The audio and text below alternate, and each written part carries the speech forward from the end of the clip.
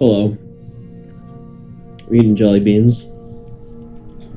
Trying to figure out why everybody's golf has a 4.3 and everybody's golf hot shots has a 2.73.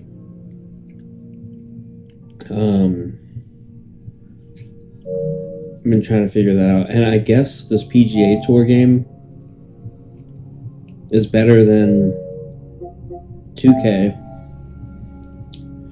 even though they have similar scores by the users. I don't know why it's so low for this either. Like, who's rating these golf games so low? Hey, they both have the same score basically. A bunch of my friends play this.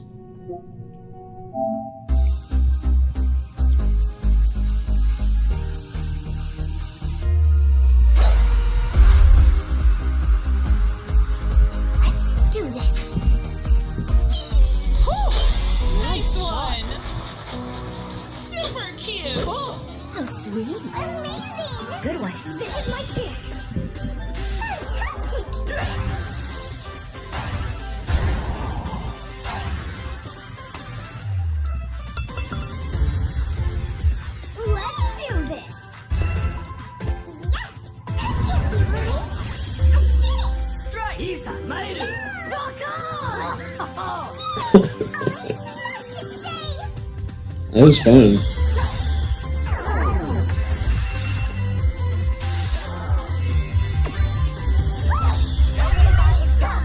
Hot shots. Yeah, that was fun.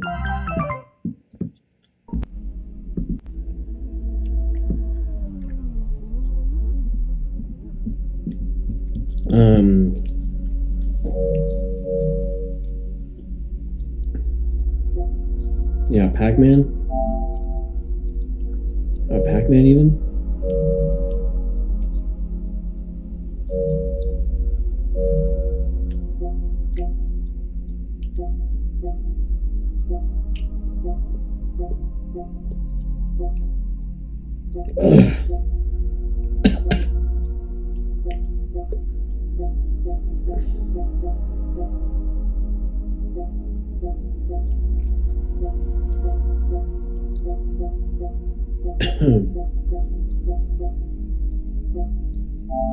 What's this?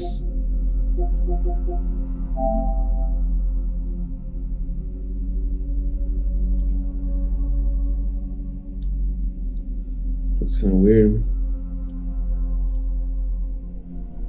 What the hell?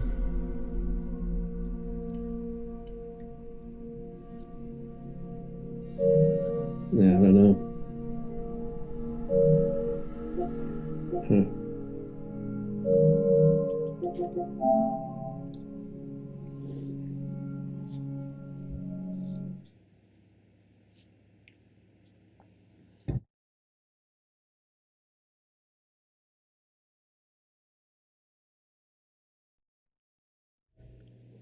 Okay. Feel kind of lethargic today.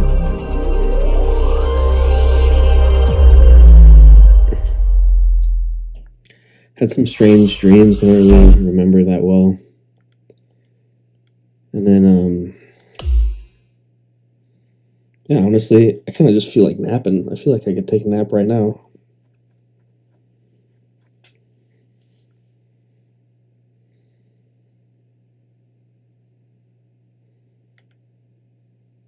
Okay.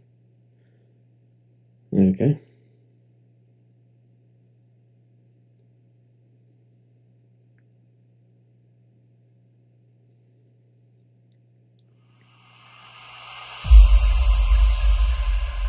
Double XP weekend? No way. No way.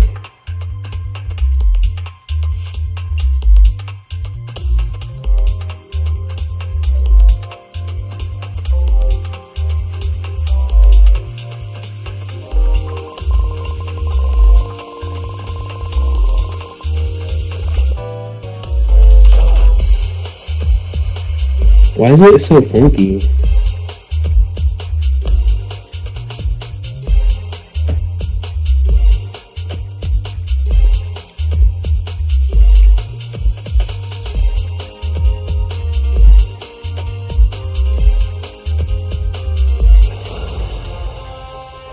UK Sports and the Corn Ferry Tour are proud to bring you this year's Q-School Final. It's time for the second round. Let's head out onto the course. G'day everyone, Luke Elvey here. Delighted to have your company.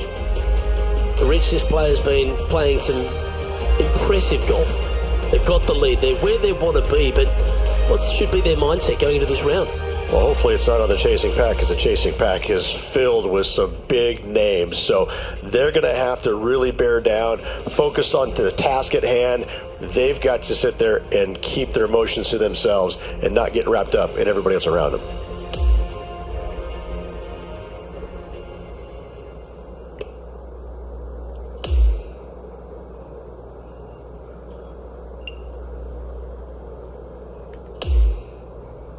Let's get down to the fifth hole. And our featured players coming off a nice little stretch, nice run of birdies to end that last 9 holes.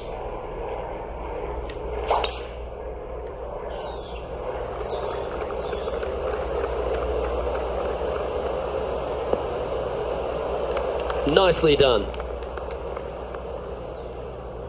That's power. Henny, what's the player facing here? He's looking at perhaps 175, I'd say. If I put a little spin on it.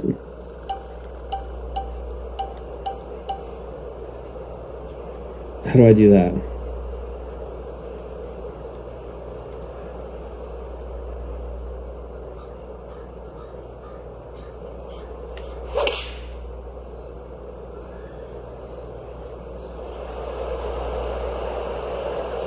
That's well played. Anything on the green from there was fine.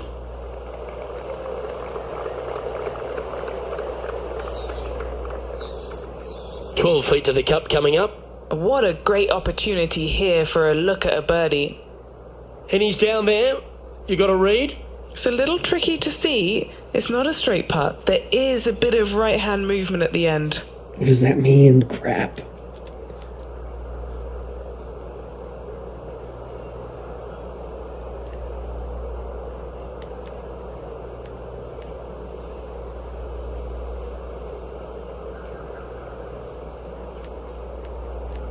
What?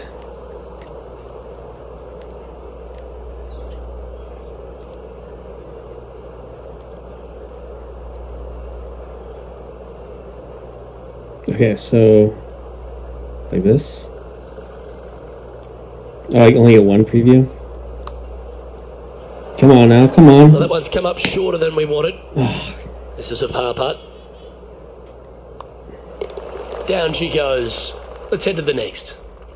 And maintaining top spot on the leaderboard after that hole. The sixth is a par 4. Okay, where are we going? No problem. Oh. A thing of beauty.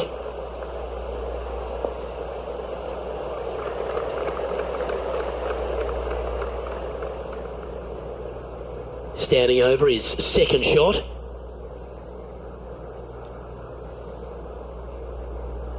Let's put it over here.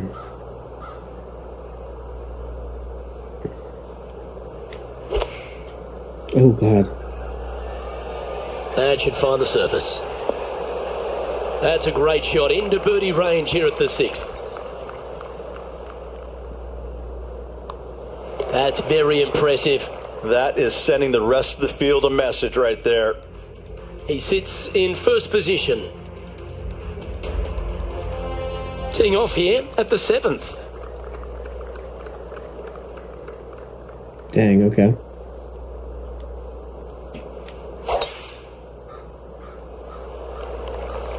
Oh, this one looks to be heading down the runway.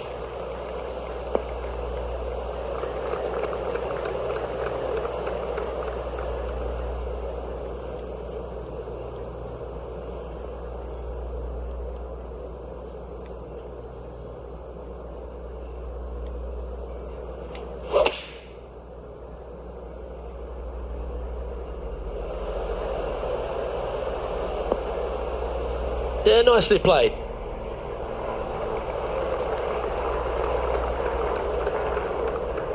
A look to get to 13 under par. What are we looking at for this putt, Henny? This is a 12-footer here. Looks like it's... Yep. Okay.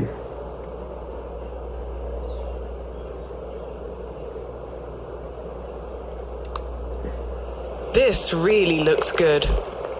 And that'll see him remain in the same spot on the leaderboard.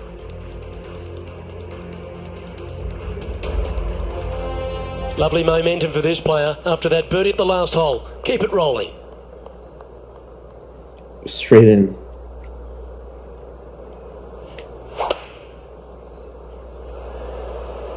Seems to have chosen the 3-wood. Oh, shoot. Oh, shoot. Oh, Lord. This would be a great up and down from this spot. Fuck.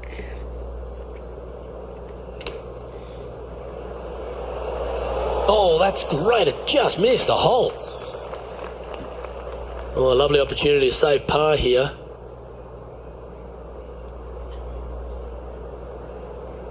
Okay, it's gonna go pretty straight.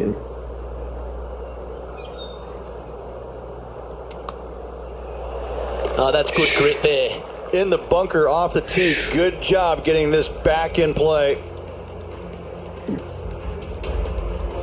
Sitting at minus 13 for the tournament.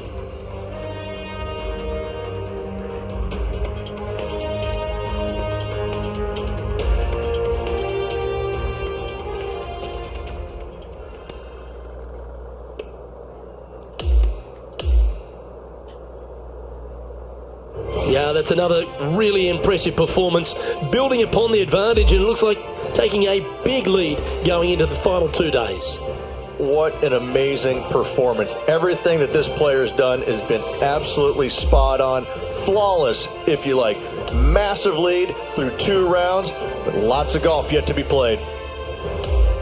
Well, another great day of action here at 2K Sports. On behalf of Rich Beam, the entire hard-working folks and team here, I'm Luke Elvey. We look forward to your company next time. Ooh.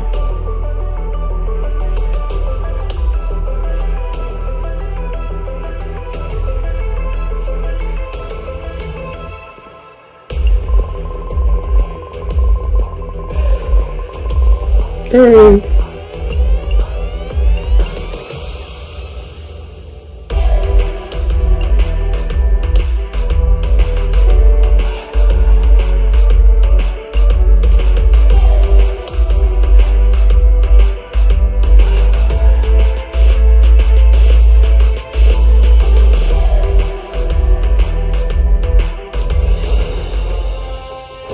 Sports and the Corn Ferry Tour are delighted to welcome you to this year's Q School Final. It's time for our 3rd round coverage of this event. Luke Elvey, Rich Beam, calling all the action here. It's always terrific to have you join us. And Rich, through the first 36 holes, it's been very high quality play, hasn't it, from our featured player? Boy, it sure has. He's out there with a very comfortable lead now through 36 holes.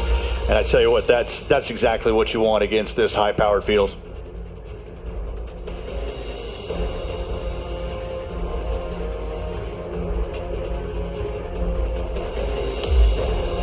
Can't wait to get into the action. Let's get down to the first hole.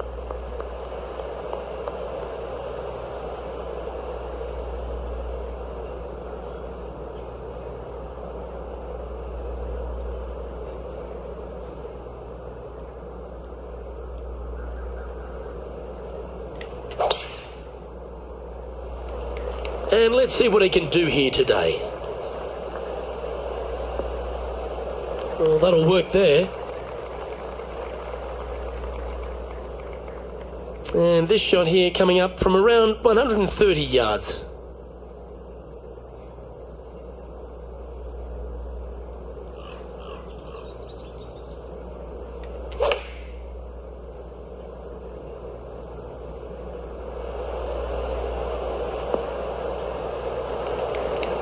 Now lining up this putt, still some meat on the bone. John, have you got a good read on this one? This one's going pretty hard to the right.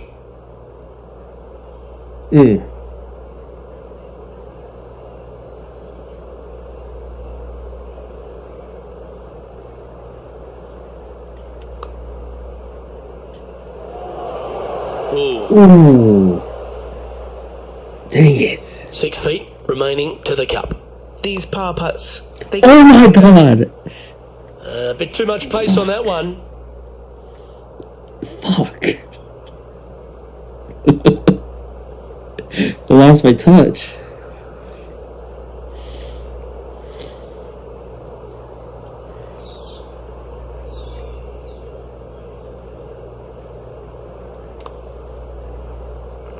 Well, that's providing some hope to the rest of the field as our leader stumbles with a bogey.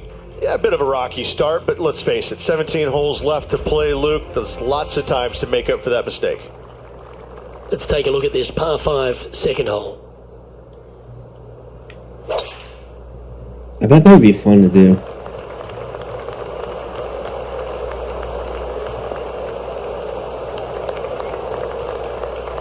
Just smashing That's it. nicely done. He has his eyes set on one place and one place only. It's the green. Maybe going for the green, are we? No way, huh?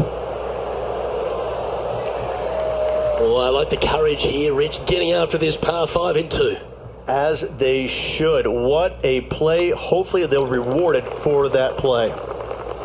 Just building upon his advantage, he keeps making the important plays. Trying to make a statement early and often. And after that, now sitting at 18 under par for the event. I'm pretty sure this player will be full of confidence now after that eagle back at the last hole.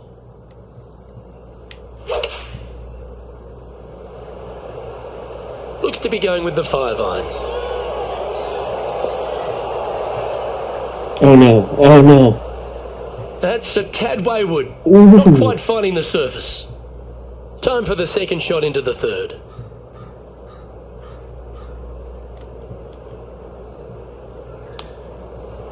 Oh, wouldn't that have been nice? Putting for a par here. So close. And that was a bogey by our leader, so the rest of the field feeling a little opportunity here to close the gap. Dang And now it. that finds him in first place. And on the tee now, coming off the bogey. Might have a bit of a sting in the tail, I'd imagine.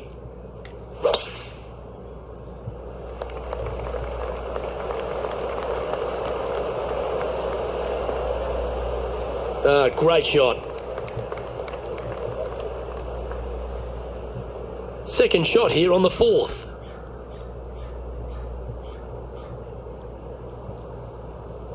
Okay, so these go in the direction of the...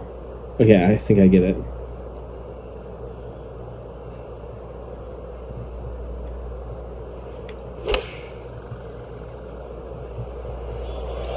Right in the water. Outstanding shot. High quality. 9 feet to the cup. He's aiming for his first birdie of the day. And with that putt, he's bounced back immediately from his previous drop shot. That sets a positive tone for the player, doesn't it? Still in the lead now after that hole. Here we have a long par 4. It's going to take 2 great shots to get on. Luke, coming off a birdie at the last hole, this player finally is making something happen. Looking forward to the next hole, but danger lurks if they're not careful. That's a nice looking tee shot, that one.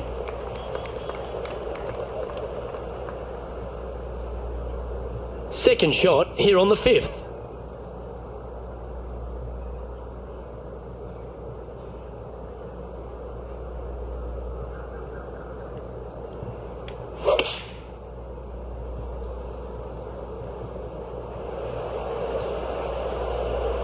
And he's safely on the green with that shot.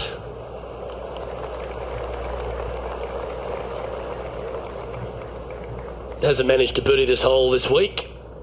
John, have you got a read on this one? Looks like this one's going left to right.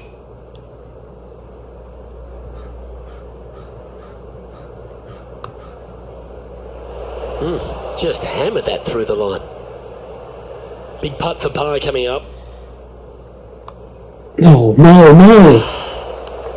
You're kidding. Well, my that's God. providing some hope to the rest of the field as our leader stumbles with a bogey. I keep No stumbling. movement up or down on the leaderboard for this player.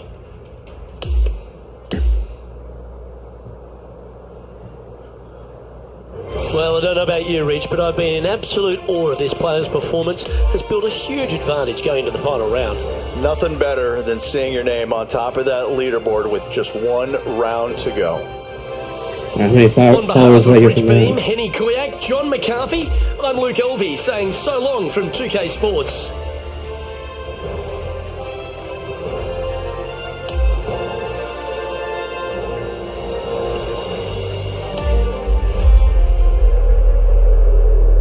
I thought it was double XP weekend.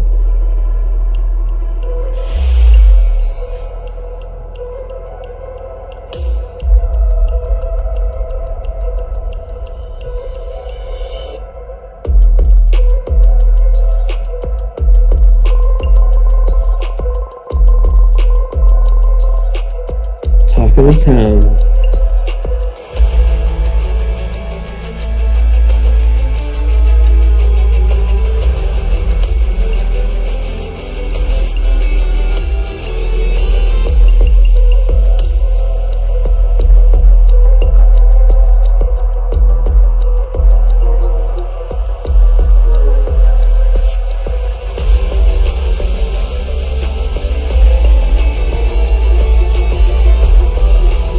Alright, we'll continue that later. Play some of this.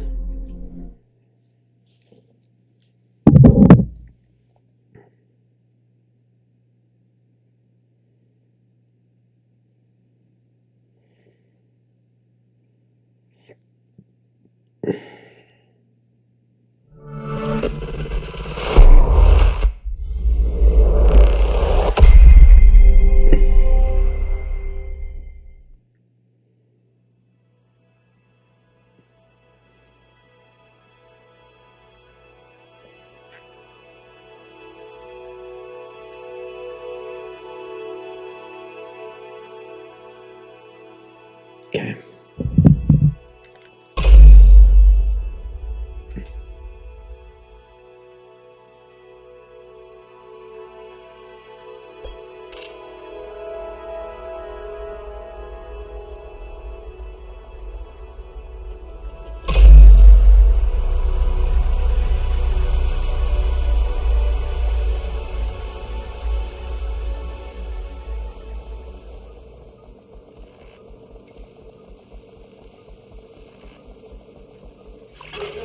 Safe area detected.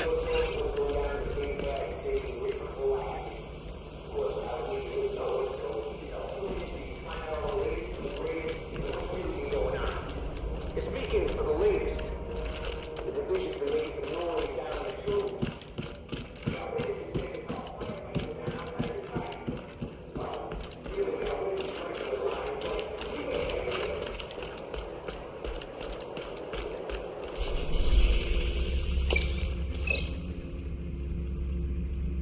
Thanks to the intel you found at the shelter, we know that Conley operates from the stranded oil tanker, next to the Manhattan Bridge.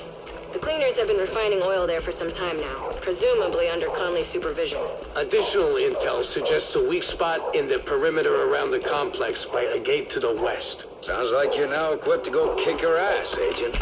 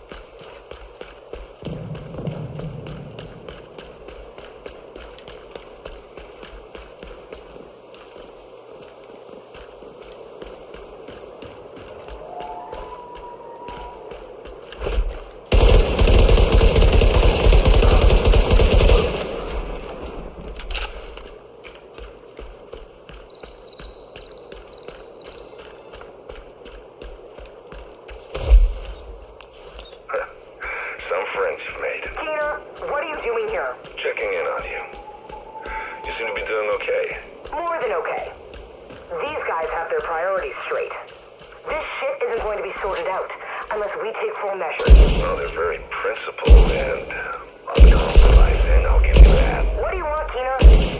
Look, you need to think bigger. The cleaners aren't going to solve this on their own. You need help. Leverage. And that would be you? And some friends. I'm putting together something special. We are going to save the city, no matter the cost, free from disease and corruption. Take down the JTF and the division for good. And where do we fit into that? Well, for starters, are you familiar with a man named Vitaly Chernenko?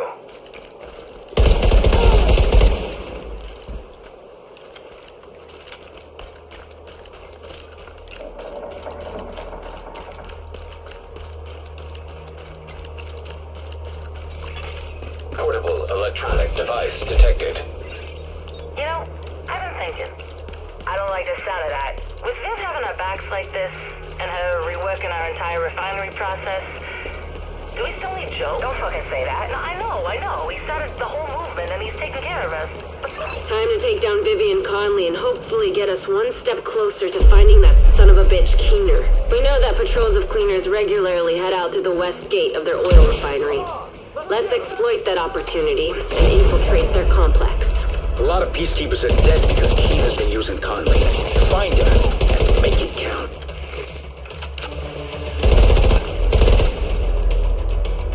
There you are.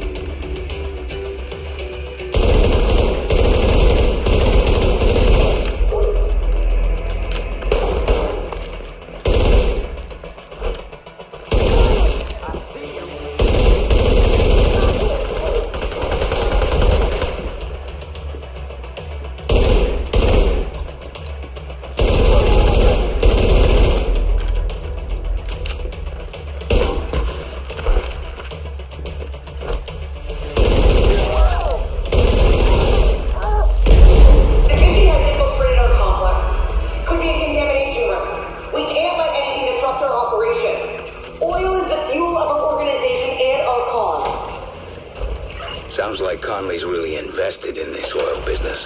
I guess now you know which buttons to push. Agent, let's wreck their compound.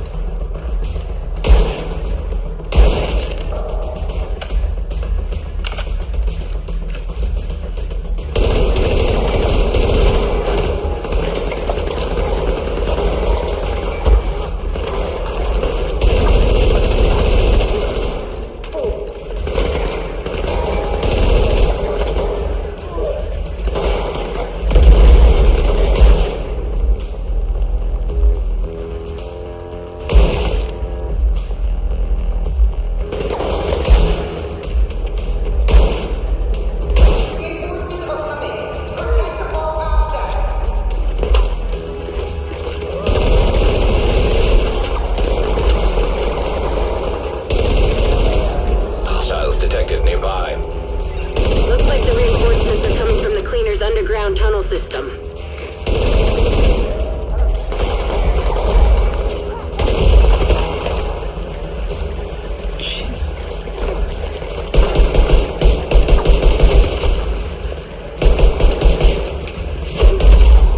Serious trauma detected. Oh no. Agent vital signs 0. Alright. Well, that's enough of that anyway. I kind of want to go back to play Disco Elysium.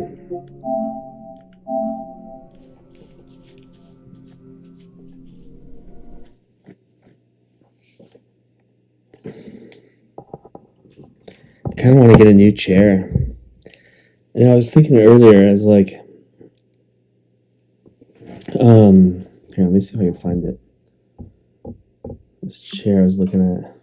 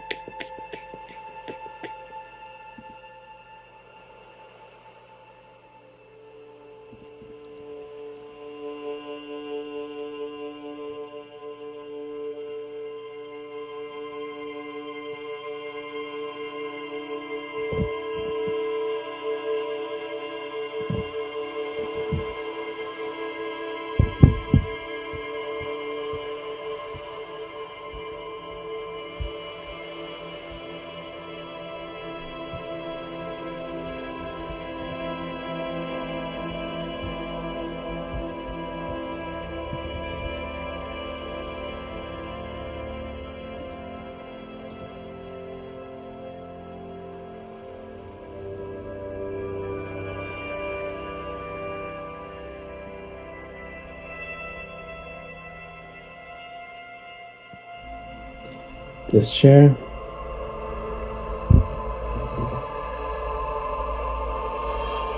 It looks cool. I think the green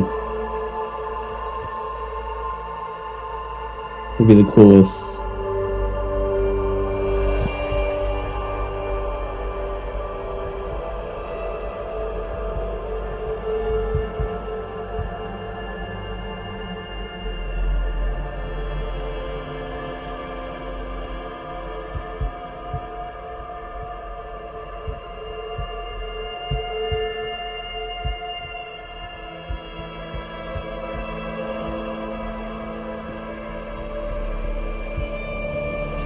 Because the chair I'm sitting in now has been this chair that we've used since, like, we live in Colorado, which was, 25 years ago or something like that.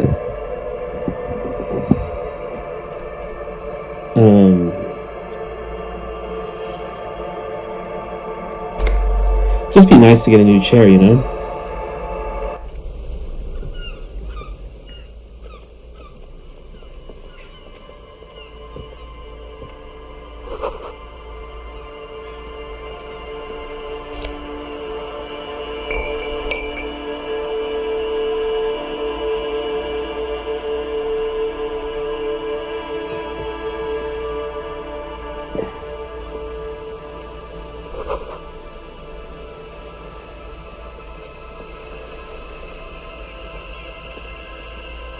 You see a once bright mural towering above you. The signage has peeled off over the years, but you can still make out Feld Electrical R&D. A slogan used to intertwine with the loops a long time ago. Now, only a shadow of peeled letters remains. Looks like tomorrow never came. Looks like tomorrow never came.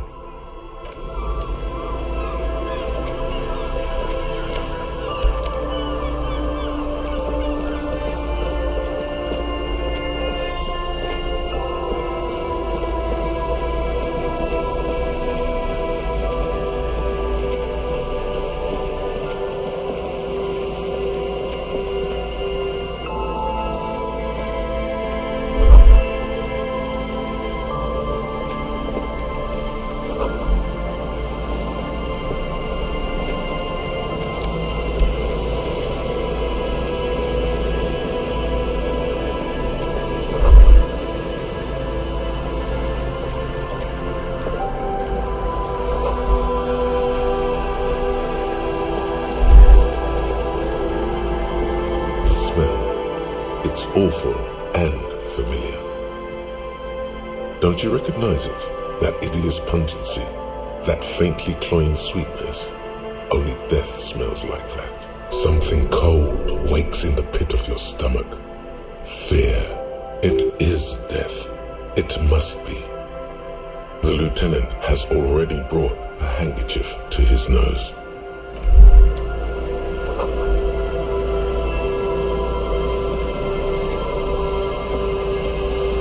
There's some tear, an empty cigarette package, and a crumpled kebab wrapper in the trash bin. 2 empty bottles of Tallulah vodka and a can of black potent porter is all you find. No, there's more in there. Livis strawberry liquor, plus some Pilsner bottles too. Better not pick them up. They seem unhygienic. A tragedy. Whoever tossed it here was a heavy smoker. The brand name reads Red Astra. Red Astra is the black market version of Astra cigarettes, known for their high tar content. You see traces of mayonnaise and ketchup on it, as well as a tomato wedge. The wrapper reads Shish Kebab Revachol.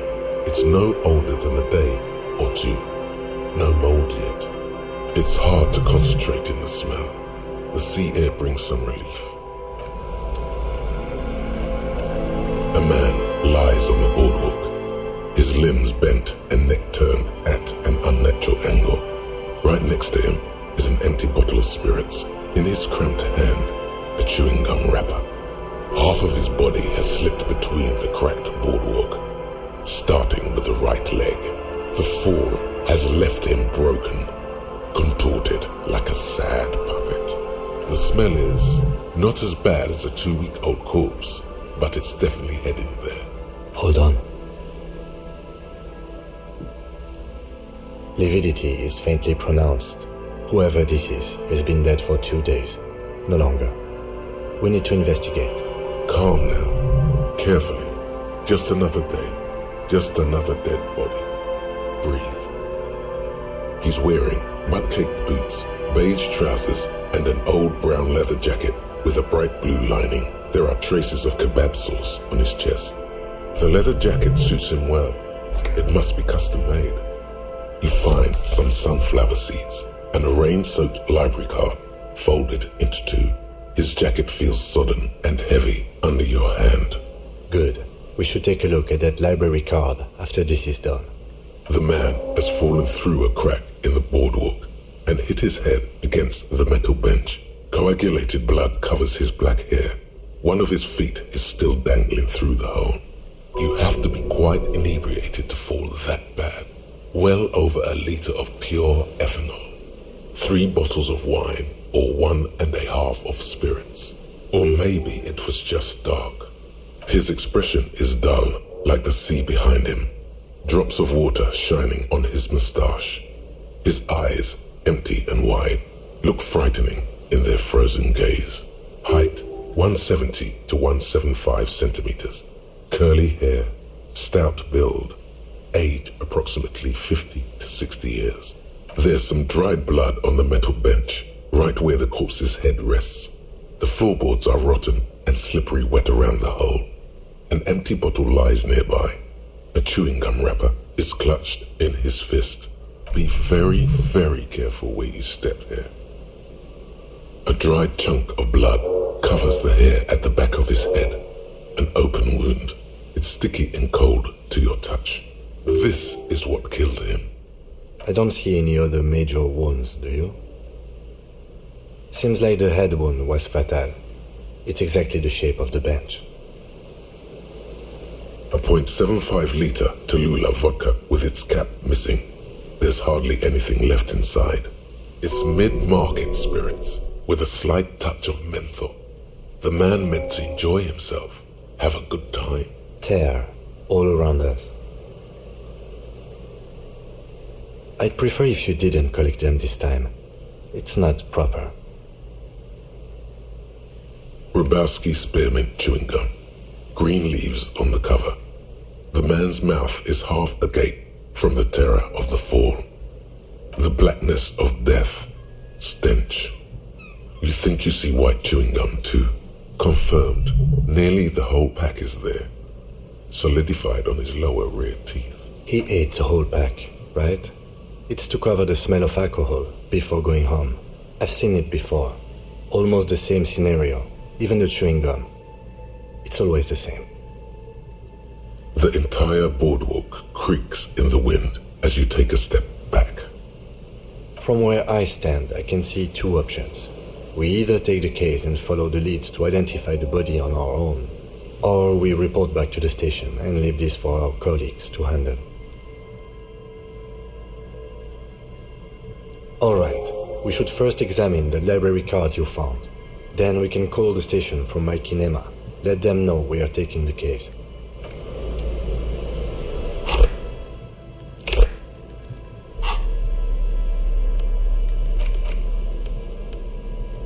The library card is folded into 2 and still slightly wet to the touch.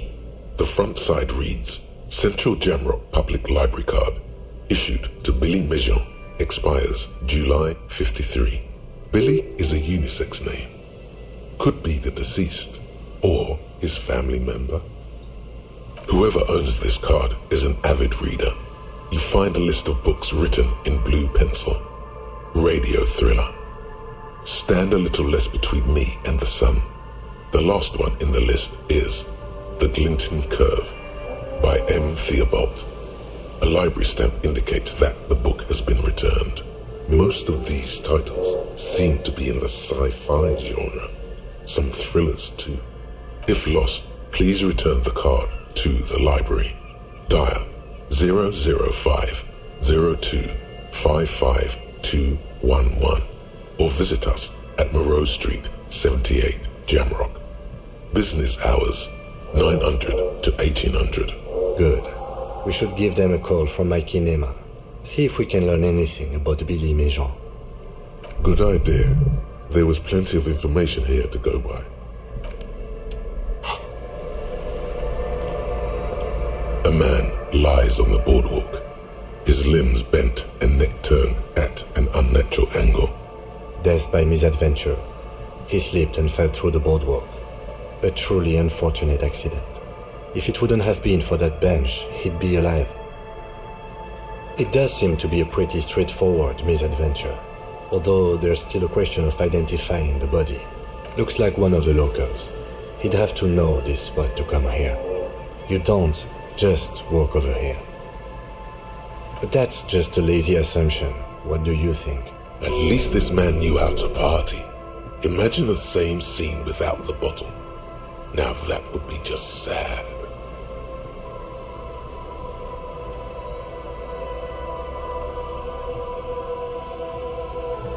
The wedding ring. But let's try to not run ahead. For now, all we know is that he's an unidentified.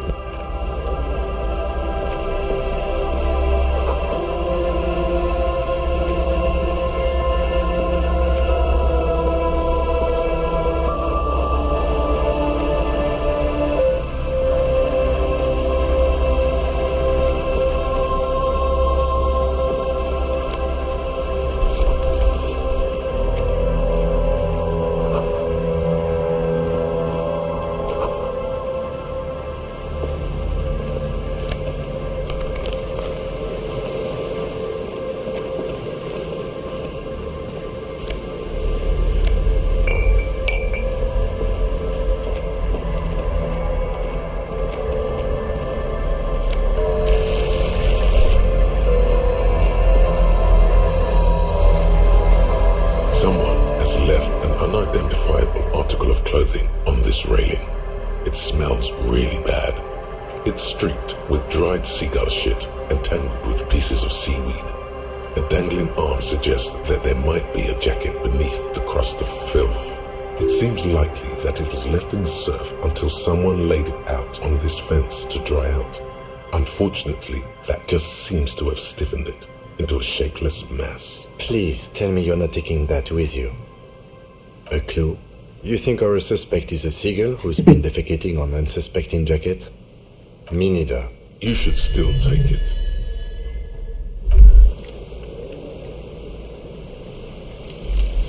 Actual art degree. Oh shoot, did I skip that?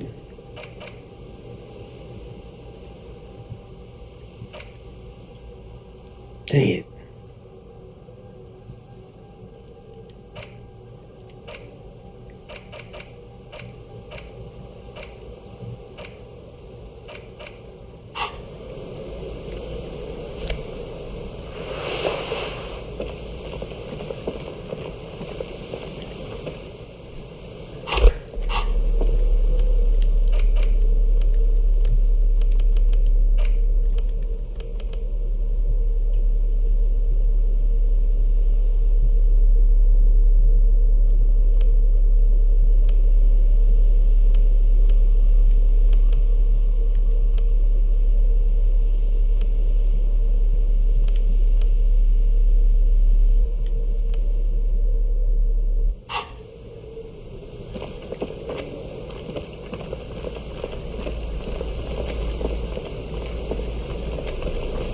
A metal payphone under a yellow plastic dome.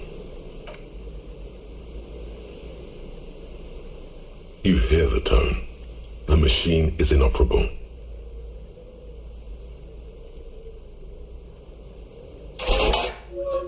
Calling.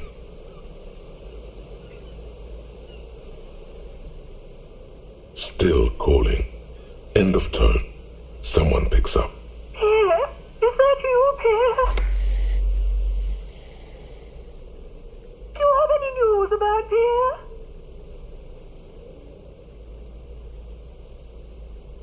He's my sister's grandson. He used to visit me as a lad. Fine young man. But who are you then? A salesman of some sort?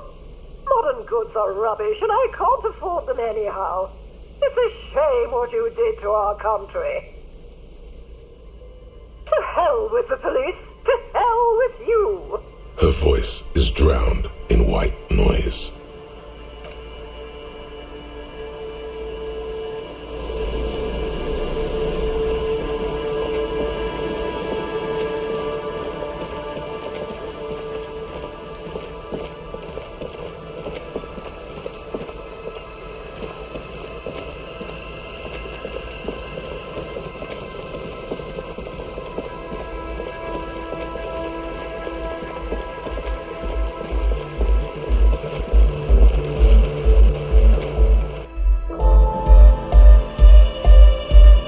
Again.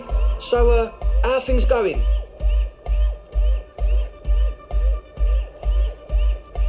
And? What happened? Oh man! Who is he? What did you think?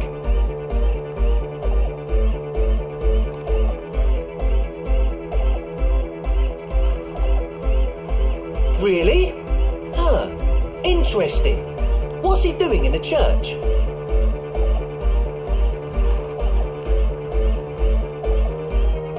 No matter. Is he gonna be a problem?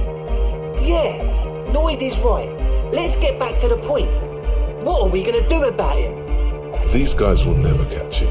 You will never catch him. There's nothing to do.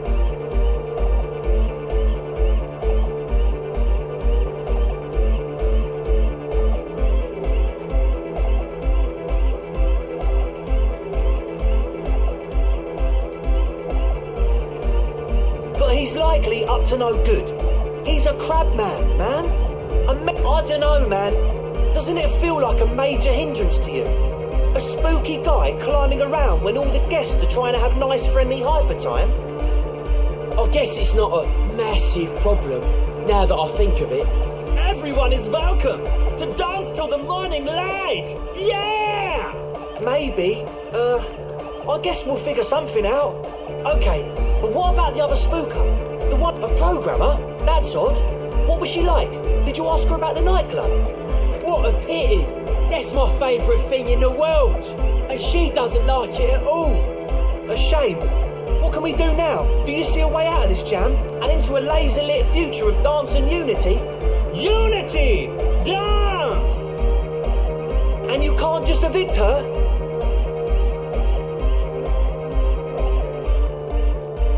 Look at you, Honour Man. No, Noid. He's right. Maybe we've approached it the wrong way after all. I'm sure there's a workaround.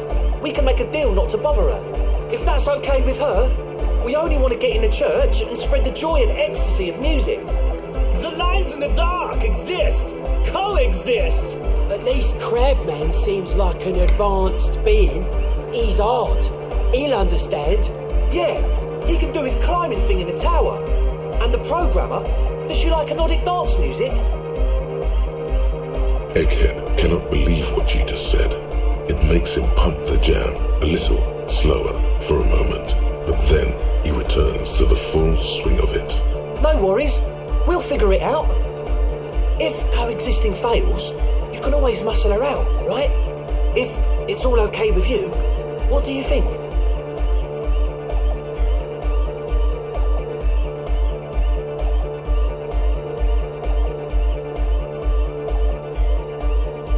Oh man, but the drug lab was like an integral part of getting the club going. For me, it was my favourite part. Chemistry's great. Besides, imagine all the drugs we could do if we had our own drug lab. I mean, Nordic music is great and all, but drugs, they make you feel really good. When did you last feel really, really good? Excitement bubbles up in you. Maybe you should blast some of these drugs right here in this tent. Pull out that stick, lawman. You'd absolutely love drugs. They'll make you feel transcendent. Excellent. Good luck, my friend. Good Goodbye, officer. Wow, so someone's been a little boring.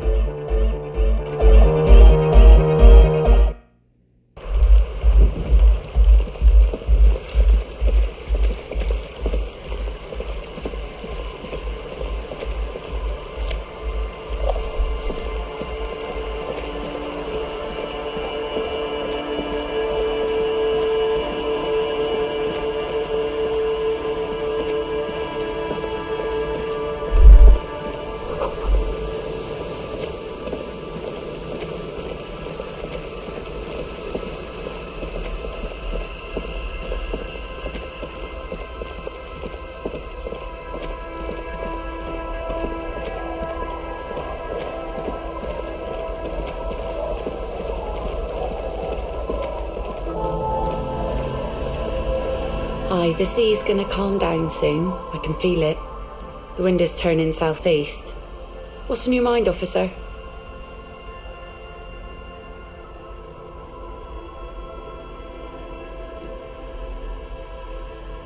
Oh? Who? I don't think I know what these are. Aha! Like snowmen. Two old guys have been wandering around here, nose in sand, talking nonsense about snowmen and the like. I don't really know. Further down the peninsula, I guess. Well, how can I assist you then, officer? Oh, that's good to know, I guess. Why is it in the sea?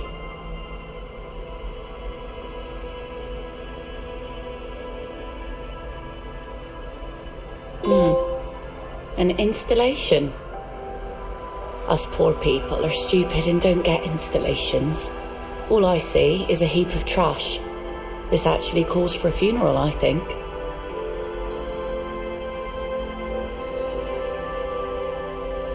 Police business. I understand. Anything I can help you with?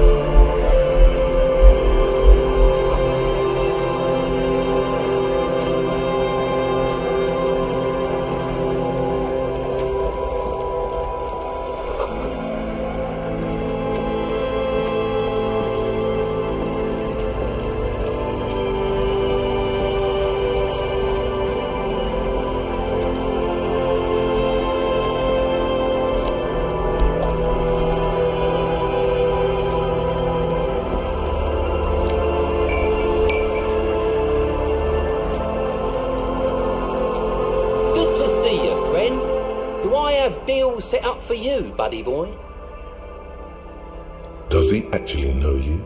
Or is he just shopkeep friendly? So what do you want? I got smokes. They're cheap. Very cheap. I got Pilsner.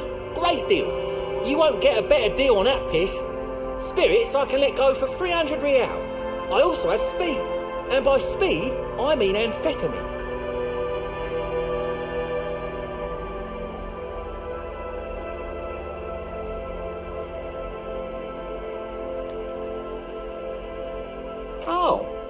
The system's been good to old Rosemary here, and I'm milking her like a bitch goat in the backyard. You see, friend, man makes his own luck, and I made mine real good. Got my hands on 3 bottles of liquor exquise, sold 2 to the fellows around here, and immediately invested the profit. bought cigarettes, bought beer, even bought a bit of speed. And look at me now. I got everyone on my hook. The hook? Where is it? I can't see it.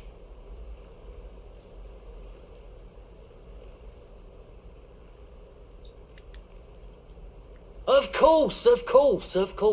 It is what it is, you know. What it's always been. People, buddy boy. It's the people. He has long forgotten what you were talking about.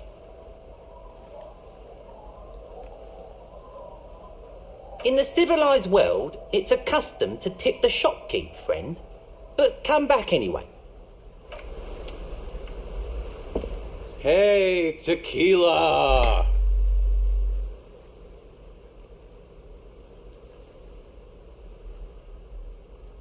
Good to see you. How's business? How's the whole reality situation treating you? So what's happening? Yeah, Tequila Sunset. How are the, high-concept, reality-based adventures proceeding? He says it like it's obviously your name. Like you call someone Billy Brunel or leader of the 4th Street Gang. It's good to hear that you're on top of things. Talking about used to, did you know that I used to be a real mover and shaker? Sadly, things aren't going that well in Idiot Doom Spiral Land. Haven't found those keys yet, haven't won that great piece of ass back. No word from my business buddies. Idiot Doom Spiral, huh?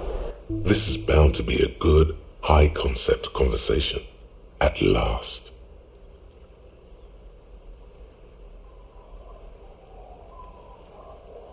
We are saving the world. Please don't go. Don't go. Okay, we're drinking. We're drinking alcohol. That's what we're doing. I tried to save the world once, a long time ago, with enterprise, creativity, and willpower. But that didn't work out. So now, it's a pirate's life for me. It's you. You're Tequila Sunset. We've met before. Don't you remember? No, you sure don't. Aha. Do you want to know how Tequila Sunset came to be? Let me take a sip to moisten up my cords. Tequila Sunset rolled into Martinez last Friday, and by Tequila Sunset, I mean you. The man, the myth. Hey, let's not jump ahead of ourselves. This is your story. Stop interrupting. You got here on Friday to solve a case, hoping to be the early bird who gets the worm. And by the worm, I mean the buzz. Because as far as I know, all you did was get piss drunk. Word on the street is you went around the local hostel telling people that you're a police officer, and that it would be really fucked up if you shot yourself in the head right in front of them. That's pretty high concept, if you ask me. It is. Does that sound like something you'd do? Yeah, probably. The lieutenant's brow is furrowed. He's listening as casually as he can. It was a late Saturday night when we, the Union of Moribund Alcoholics, were getting our drink on. Nothing remarkable about this. We get our drink on 24/7. Makes everything warm and glowy. I trust you know the feeling. One moment we hear the sound of a motor carriage revving up somewhere on the plaza, followed by a series of dings and bangs. Do you remember the sound of wood cracking? The billboard? Naturally, loud noises pique the interest of anybody owning a pair of ears. That's just the reality we're in. Anyway, there was a brief silence. A gasp of silence, if you will, followed by a real commotion. We heard the carriage careening towards the coast at top speed. Sounded like someone jumped the canal. We grabbed our brewskis and rushed to the jetty. Never underestimate the speed of an alcoholic. What we saw was a sight to behold. A beat-up police carriage containing you. Right there on the beach. You revved the engine and screamed at the top of your lungs, "The time hath come!" So, naturally, being the curious cat I am, I asked what time hath come. To which you replied, "The time hath come for Tequila Sunset, the end of all things."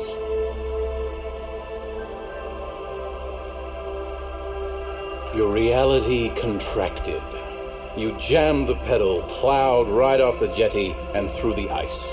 The muscles in your right leg tense up. We ran towards the ice whilst you crawled your way out, miraculously unhurt, covered in seaweed and shit, like some kind of sea monster. When we finally got there, you were sitting on the beach crying. You said that your badge and uniform were in the car. It was too late to get in there, though. The carriage had sunk too deep. Recognizing a brother in need, we offered our condolences and invited you to party with us, which you naturally agreed to. We asked about the whole Tequila Sunset thing, and you told us it was your name now and insisted that we all call you that from then on. I'm not sure. I think you were the event. Tequila Sunset. You know, as opposed to a tequila sunrise, which is long gone. No, that's just what your mother called you. Your real name is Tequila Sunset. Just embrace it, brother. Ours. It was an all-night drink-a-thon. Then, at some point, I think it was Sunday morning, you got belligerent and wanted to talk about Revacholian women. How they're beautiful and also whores and so on. How one of them fucked you real bad. After a short while, you crossed the event horizon, looked sullen, got up, and left without saying anything. Wow, that's quite a story. Yeah, I bet Tequila's a fucking legend around the precinct. You must be proud to work with him. If you only knew.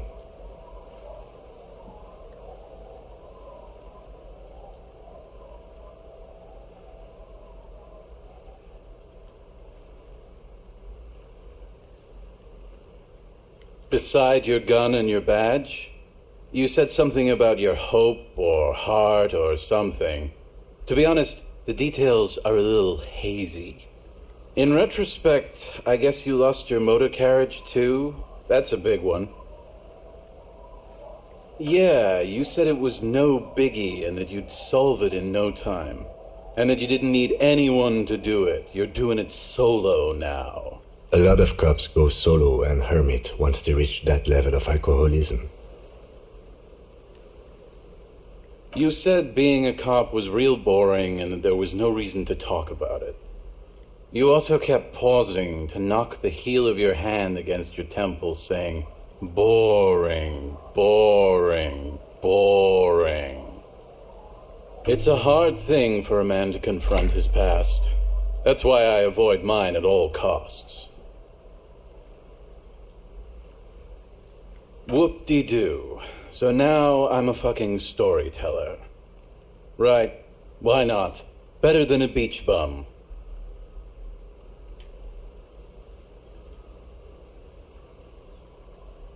It depends, really. Are you willing to help me out? The gleam in his eyes and the slouch in his posture is so incredibly familiar. You might get scammed here. Booze! Did you already forget our party? The thing I relayed to you earlier. So, have you got anything for good old idiot Doom Spiral? A bottle for a story. Seems fair to me. Classy. Hey, Spiral Boy, you gonna share that? Don't call Abigail! Shut up, guys. I'm telling a story here. Something happened to you. Something happened to me, too. My actual name is George. But around here, you already know. I was once a reasonably high net worth individual.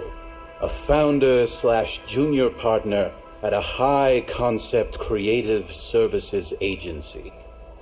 When my story begins, I had just landed a major contract with an insurance firm. I used the profits from my agency to finance what I called a cultural incubator. Abstract value generation, value per person, high concept stuff.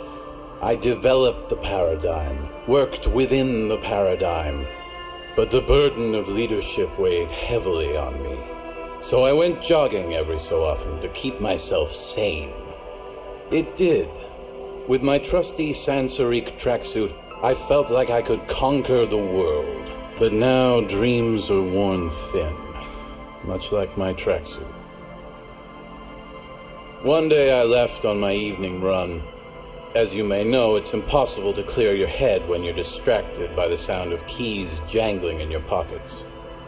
His eyes are clouded. His dilated blood vessels encircling his irises like stinging brambles. His eyes are your eyes.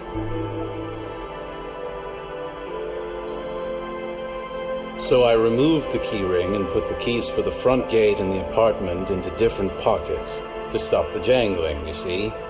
At least, that was the plan. I was halfway done with my usual lap when it started to rain.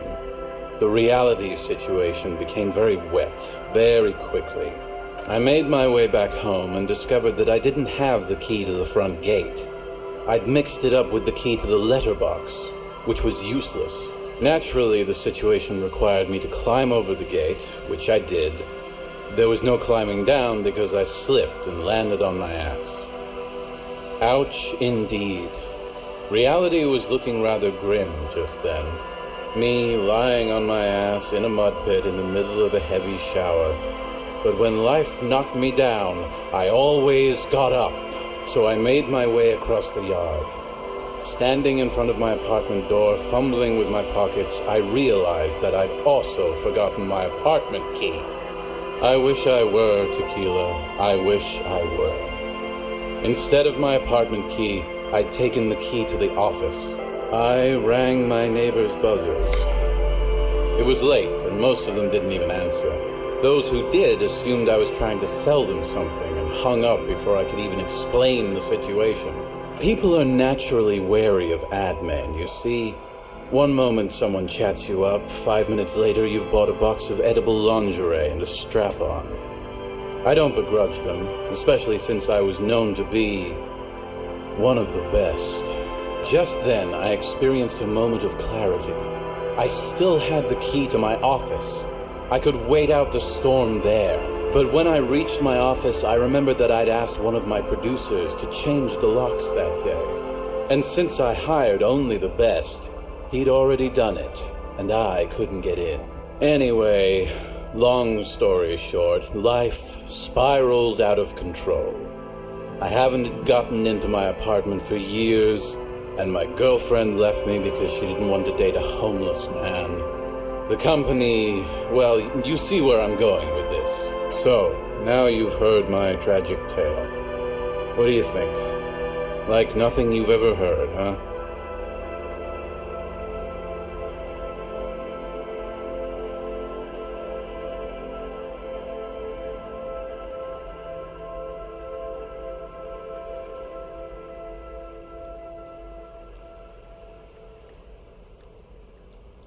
This would explain a lot.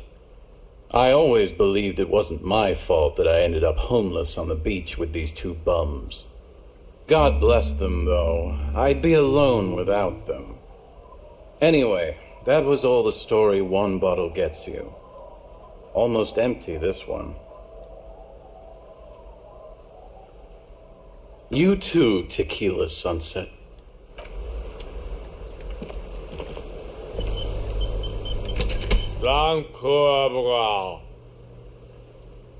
The noxious odor emanating from the drunken man is strong and familiar. Don't you call her? Yeah! Don't call Abigail! The dozing man.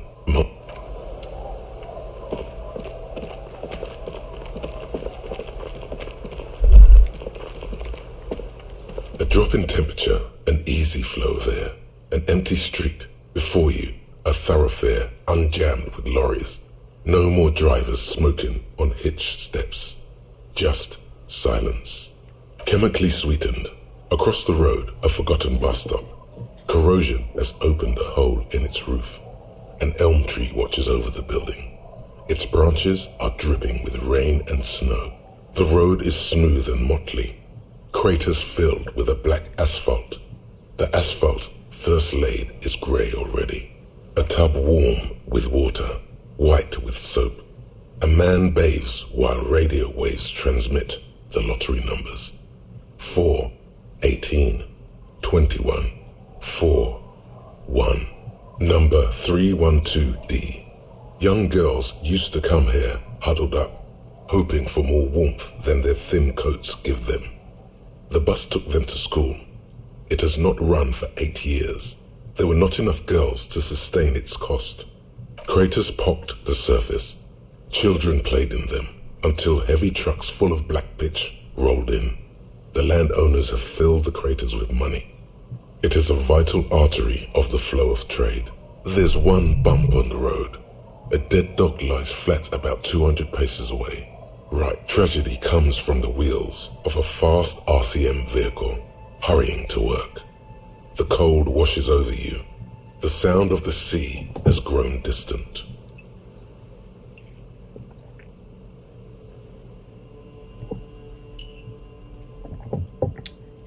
The wind moves the aerosol. A detective stands behind the boom barrier. A breeze moves a curl of his hair.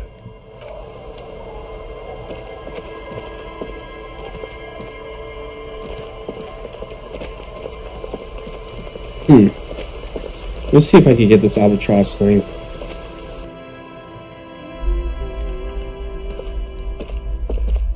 Hello, mister. Bye.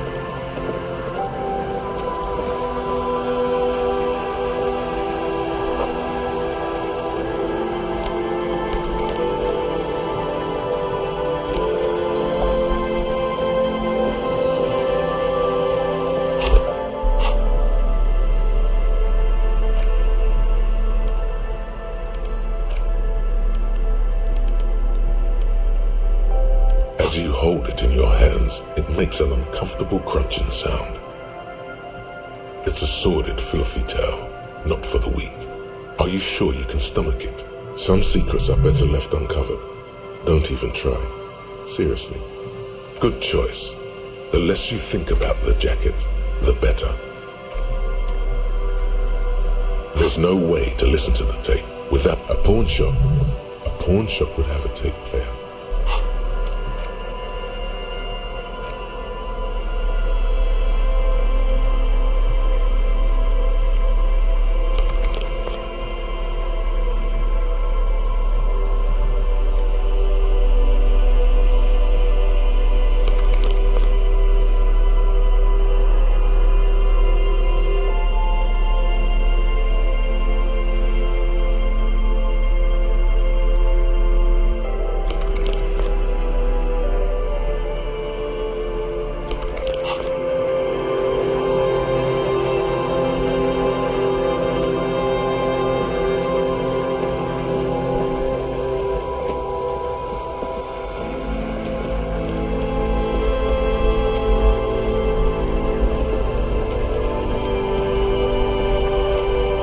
Inside, you see a set of steering levers, a radio microphone, a pull-out toolbox. This is Precinct 57. How may I assist you?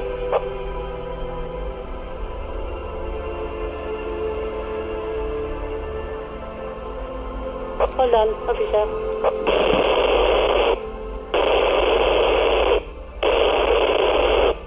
I've got Central Jamrock Public Library on the line, and I've already introduced you to their librarian. Connecting the call in 2, 1. Yes, this is Central Jamrock Public Library here. How can I help you, officer? Billy Majon, you said. Give me a moment, I'll have to check our database. Yes, hello, are you still there? I found Billy Majon's home address, is that alright? No phone number, unfortunately. They're too poor to have a phone line. Here we go, sir. Rue de Saint-Ghislain, 33B, apartment number 20. It's in Martinez, I believe. Capeside Apartments, it says. That's all. That's where the smoker on the balcony lives, isn't it? It says here that they returned their last book just a few days ago, but I wasn't at work that day. Marie? Marie? Do you remember a reader named Billy Majon? They returned a Tybalt book the other day. Maurice, what? A woman yells. Then, yes. Okay, if it was the police. Yes, it was my colleague Marie. She said that it was Billy's husband who returned the book.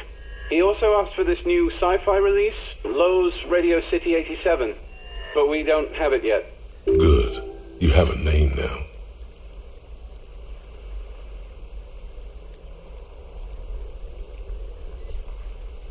Sorry, no. Marie only knows him by sight.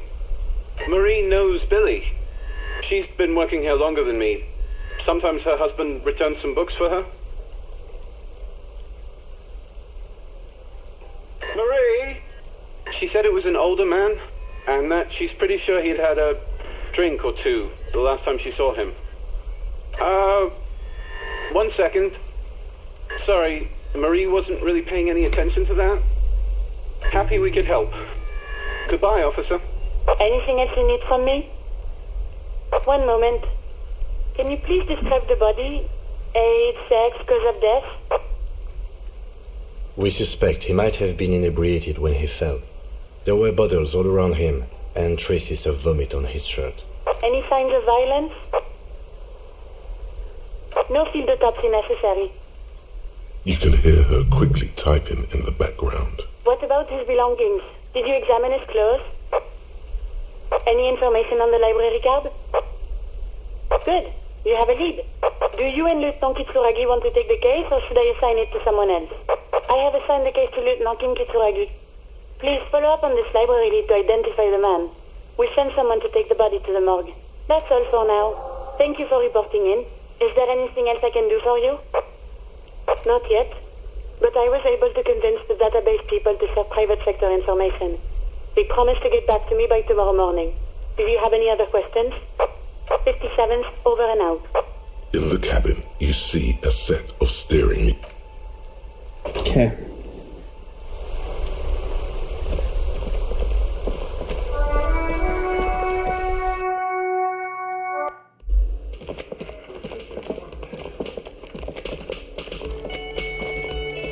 Can I help you? What is this thing? What, the interior decorating kind? You know, I'm sorry. This is actually a nice bird. A competent piece of taxidermy. I can fix it to the plaque and have a new bird in the establishment, I guess. So, I don't know. Thank you. I'm gonna go with thank you. I feel good about our work here today. It's all about the little things, like bringing people random stuffed animals. It's not actually about that, but he liked it.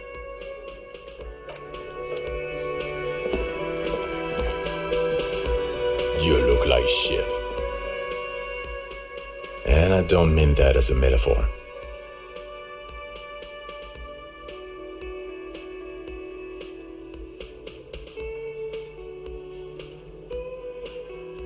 Like undercover? Well, as far as disguises go, this is one of the best I've seen. I mean, I could swear you're an actual bum. Oh, come on, Jean. It looks like it's been a rough week on him. It's not just this week. What do you want? There's something about this guy that matches with a face in your head. A similar but different face. He might be wearing a disguise.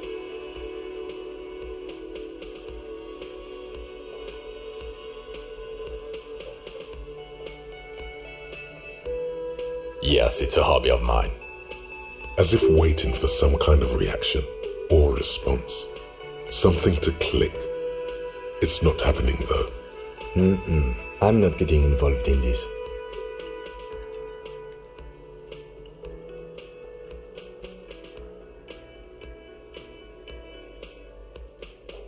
About what? You don't look like a cop. You know what you look like? I don't know. A sad stack of shit next to someone far more proficient? No. The man in sunglasses nods. Watch out for yourself, loser. That voice, so very familiar. Did you hear it when calling to your station and reporting your badge missing? Oh really? I wonder where. That's the where you remember me from?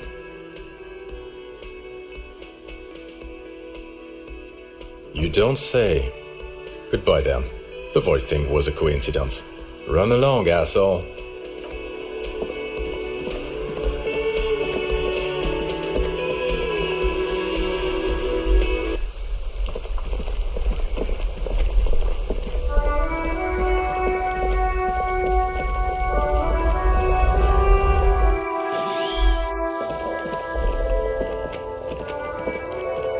The tear machines, your bottles clunk into the machine, and the money appears with...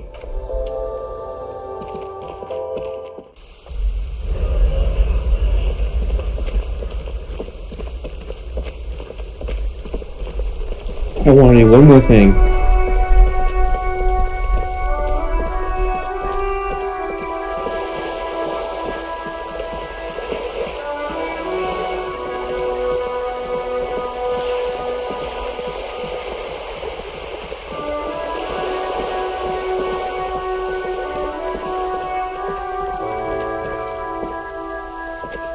Hello again, officers. Have you come to admire my mural?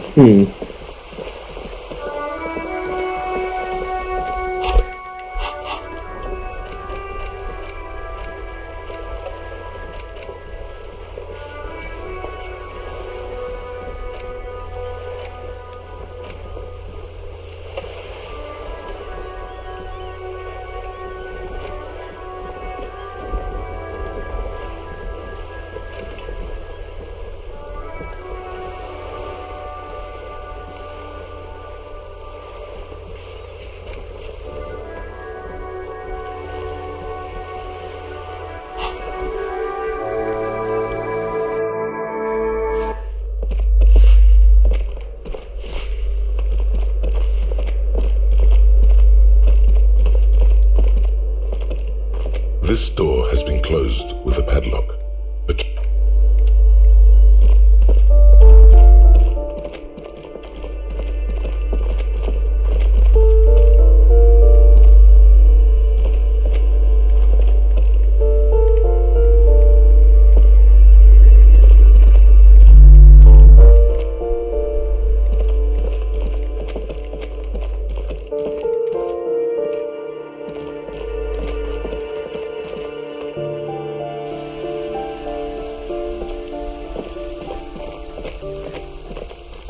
weathered brown door. The number reads, "Something smells good." The lieutenant motions to you to go ahead and knock. Hello? Who is it? And someone turns down the radio. The police. A moment, please give us a moment. Tidying up, nervously. Come in, the door is open.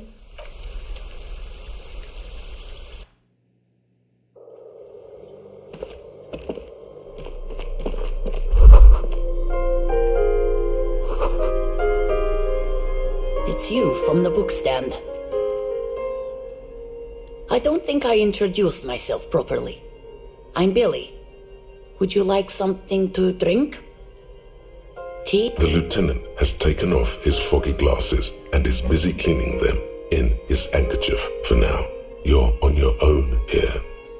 Is this about Victor, my husband? Is he in some kind of trouble again? I can come pick him up in the station if that's what. Keep it together. You don't want your body language to tell her the news. Sorry, I'm rambling. It's just that Victor often gets into all kinds of trouble. So, how can I help you? How about some small talk before you break the news?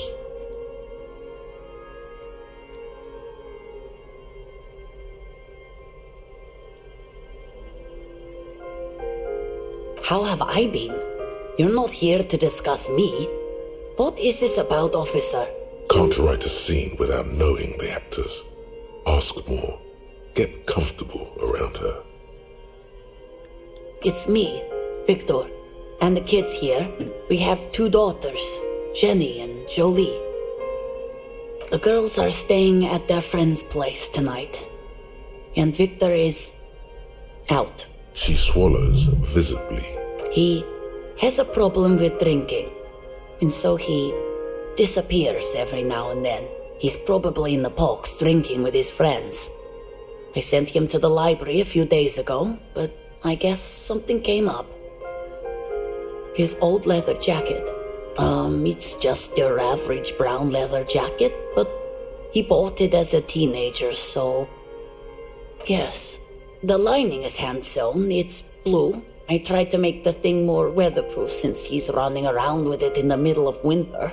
She folds her hands across her chest. You've done this before. Just keep your focus.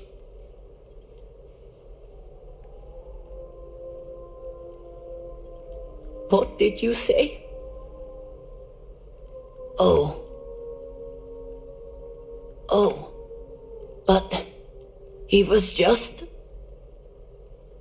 But he was just here. Alive. We understand this comes as a huge shock. I want you to know that me and my partner are here for you if you have any questions. Take your time, ma'am. What happened to him?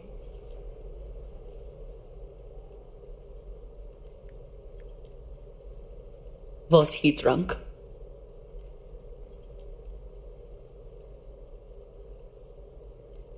I see. And you just found him there, lying in the cold. How long had he been there? If you say 2 days maybe, it will be etched in her mind forever.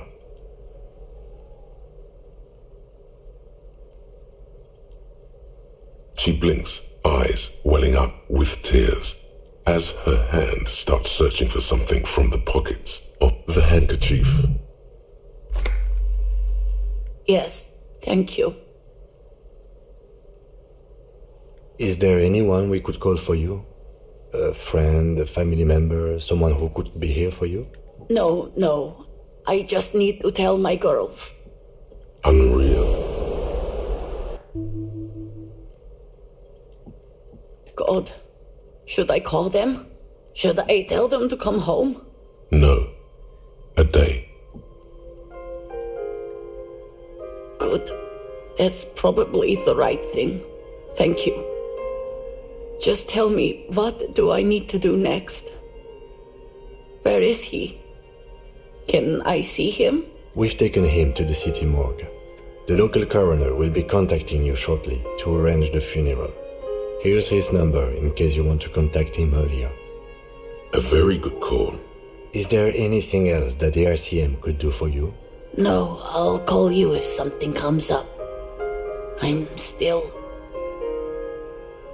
Thank you. Thank you for telling me. I'll call if...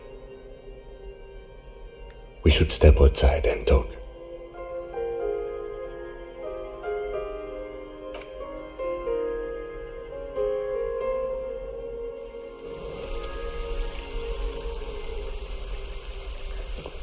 You did well. I'll call the station when we're finished with the day, and let them know the name of the deceased. They'll manage. That's it. We should get back to our case now that our duty here is done. Let's go. Cool. I'm kind of at a loss for what to do now. But, anyway, I don't know, I could do one more thing. I could, like, tell those rave people about whatever. Or tell that lady in the chapel. Trying to convince her to, like, let the rave dudes in or whatever.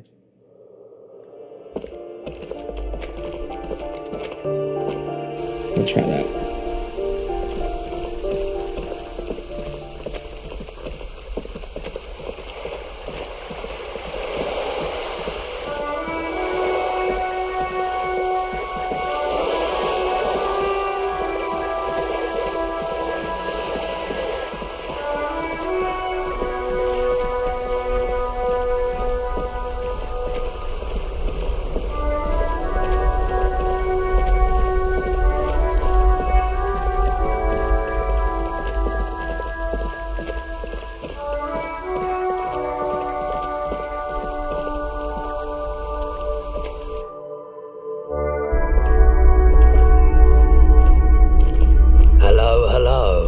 Let me know if I can help you with anything.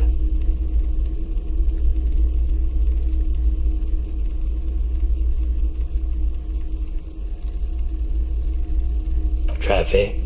I'm sorry, officer, but I don't drive. I just don't like it very much. Movement on the road never really gelled well with the movement of my thoughts. Now that I think about it, I do remember hearing a thunderous noise the other night. Some kind of powerful electric vortex hitting the shop, and then moving on. That sure narrows down our list of suspects. Yeah, it was pretty wild. I didn't really know what to make of it, but I know it meant something.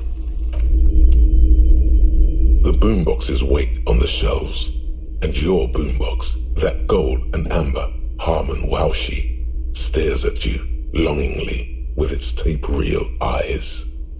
And here you are, quality sound reproduction on the go. It'll play anything, wherever, turn any tape into a conversation of sounds and shapes.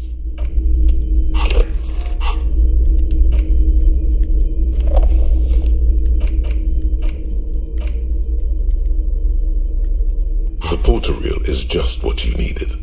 The reel's attached to the apparatus with a satisfying click. The tape is routed behind the magnetic reader. You press the large button marked Commencer, and the tape starts spinning. There's a small delay before the song starts playing. Then the organ starts playing a simple, melancholic tune echoing in the hallway. A lone singing voice joins in, telling you about the tiniest church in Cessons, surrounded by even tinier yard. You almost feel the seaside mist on your skin. It's mega sad. Within seconds you know this is the one. The real shit you've been looking for. The one you trust your room to. This one tells it like it is. This is your tune. A click, then silence for a bit. Then the tape stops spinning.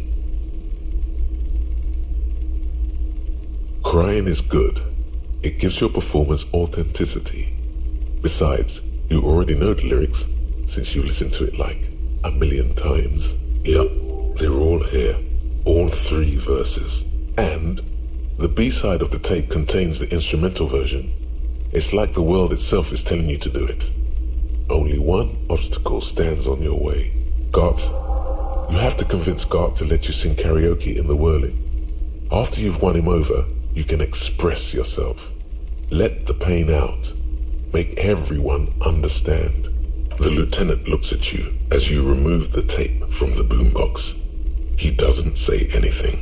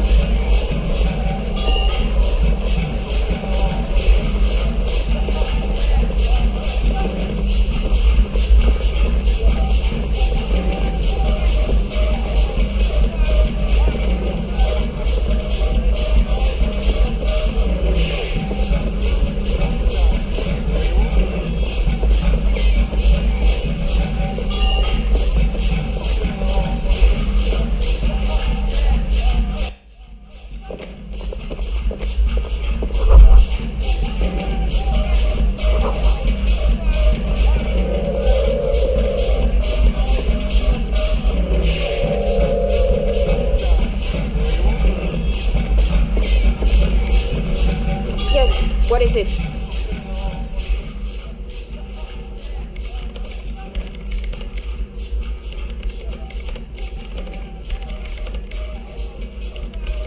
I don't want to make anything work. Yes, anything. I don't want to make anything work.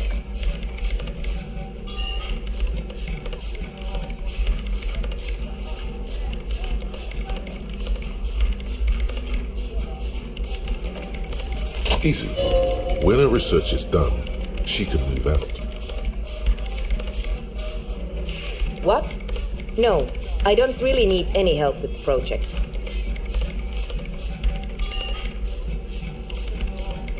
She thinks about it. A glassy look in her eyes. A gust of wind brings more snow in from the broken gallery. It touches her hair. All right. Bring me the game's off-site copy from my old workspace, if you really want to help. It's stored on a filament memory, and I'm unable to go and fetch it myself.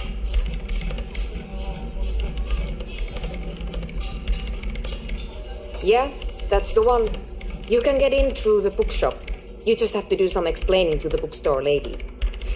There's this giant ice bear fridge in the building's cellar. It's there. Don't worry, you can't miss the bear. It's hideous. But you've been to the fridge and it wasn't there. There was a note saying,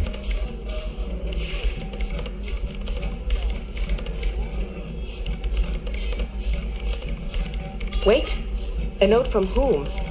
Did it specify where they took the filament memory? Jawiza. Of course. Our project lead, Suliswov Jawiza.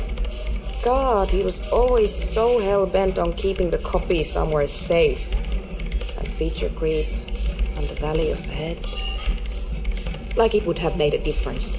The offsite copy was perfectly safe when the data loss happened. That data loss was anomalous.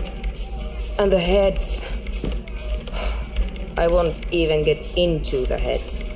Millions of them. Go find that copy from that ice cream maker, will you? Valley of 1,000 Heads. You like the sound of that.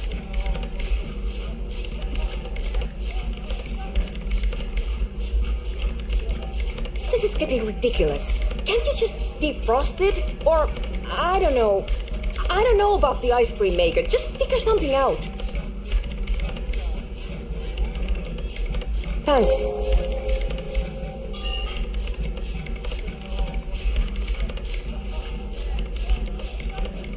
And here's my Carlsund multi-tool. You might need it to hack loose some ice. It opens everything. If you get me the offsite copy, then you can keep the Carlsund. The legendary Kvalsund multi-tool. This is Pribar version 2.0 for professionals like you. Yeah.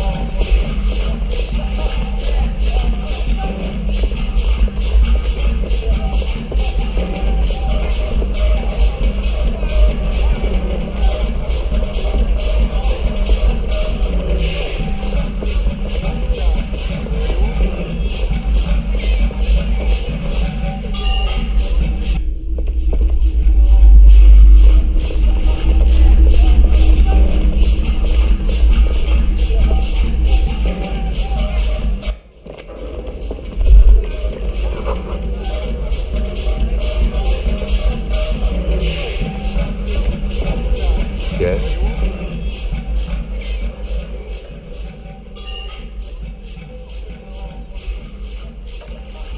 Look at you. It's because you're a failure. They sent you to Slight, Precinct 57. Just think about it for a second. You're a raging alcoholic who showed up 3 days late wearing piss-stained disco garb. You weren't sent here to win. I've considered it. I don't think I can say one way or another. I do think it's somewhat unlikely, though. I checked the records. This jurisdiction dispute, who policies Martinez, reaches back to the 30s. It's as old as my station. And all this time we can't decide who gets Martinez? I think, yes, both stations would prefer a win. I am the finest of nothing. Safe? No. But you're old. You've made it this far. Something has brought you through. We've only just started working together, so I don't know what it is yet. But it's there. So no, I don't think they sent you as a joke. And even if they did, they are in for a surprise.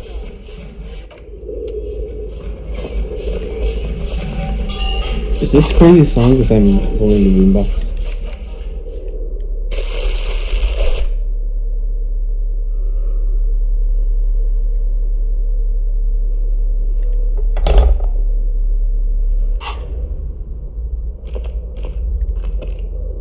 It's dark. And the flashlight works a lot better if you hold it in your hand. Right. Now let's get to it. Some areas are inaccessible without your flashlight. After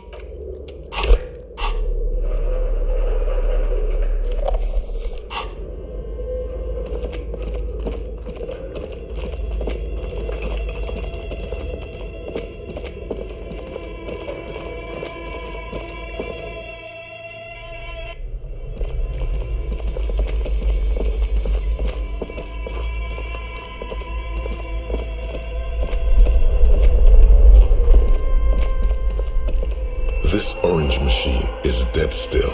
It has a hand-cranked ice cream churner and an electric freezer. The ice around it slowly melting.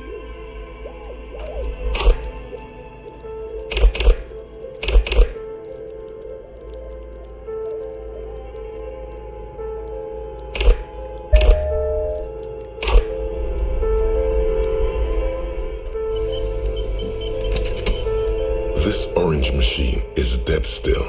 It has ice groans and howls under the strain of your giant Gewaltsund multi-tool until the lid cracks open. Darkness lies inside, but you can faintly make out an object, intricate and foreign, left there for a sub-zero beauty sleep, a filament memory with the words "off-site copy" written on its side. Disappointment washes over you as you stare into the almost empty ice cream maker. A scoop of ice cream would have been nice, yes. You gently lift the cube from its frosty bedding, careful not to damage it. We should take it back to Miss Lucan and Kilda as soon as possible. I'm not sure how well unused filaments tolerate room temperatures. Yes, but aren't you curious to know what's on the precious filament? There's a radio computer upstairs. I'll just bring it straight over.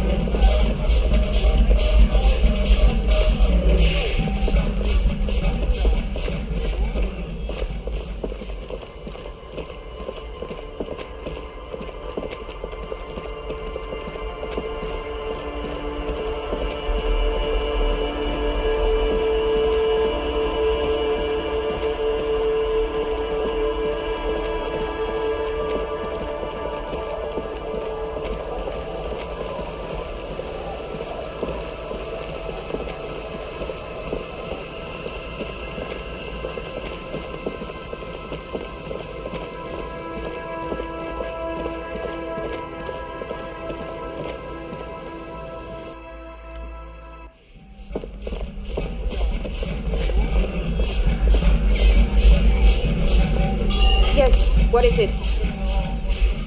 Yes? Thanks. Looks like it's the one.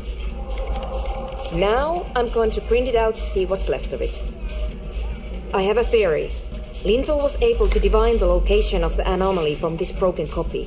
I want to repeat their calculation, only this time with better equipment. Watch. What an intricate display of failure. The paper starts filling out with ink, soaking it in a gleaming blackness. Not a single line of data stands out.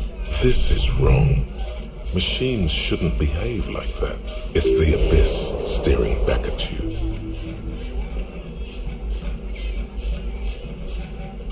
Sorna doesn't reply, her hands running over the printout. She's looking for something. For her morning star. Here. I found it. Hold on.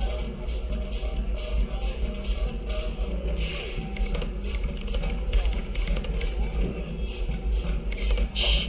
Just give me a second. I'm almost... I've never witnessed a programmer work before. Done. I've got it. I found the location of the anomaly.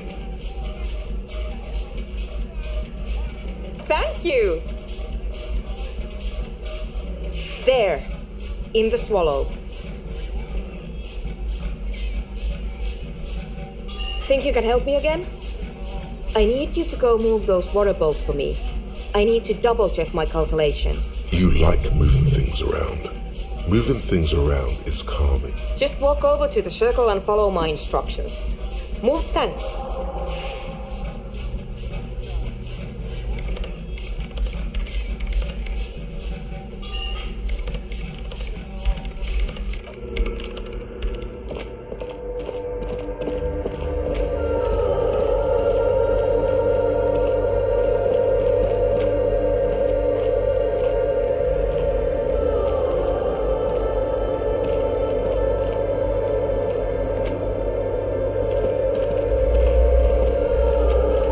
It's awfully silent again, as if someone turned off the entire world. Measurements have been marked down around the bowls. Each chalk drawn, oh boy, this is going to be good.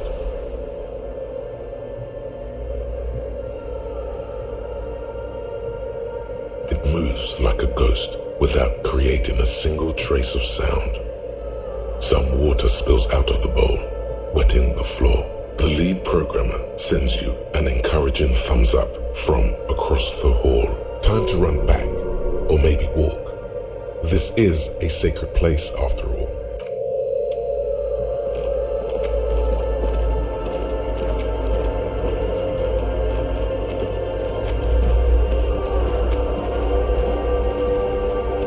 Yes, what is it? Great. Everything should be aligned now. Yeah, let's do it.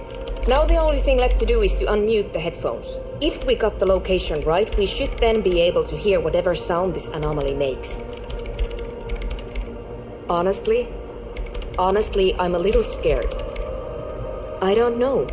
That's what I'm scared of. I don't know. It could be anything. I mean, what sound does the nothing make? How can you even listen to something that doesn't exist? What if silence is only what surrounds it, but the swallow itself is... Maybe I'm just tired. Yeah, you're right. Let's do it. The lieutenant takes a step back, and then nothing happens. As Sona Lokinen-Kilda presses unmute on her keyboard. Nothing but silence. You can hear some small animal cross the floor in the chancel. It's that quiet in the sanctuary. She doesn't answer, her eyes closed and brows knitted together in a state of deep focus, one hand cupping the headphone. Damn it!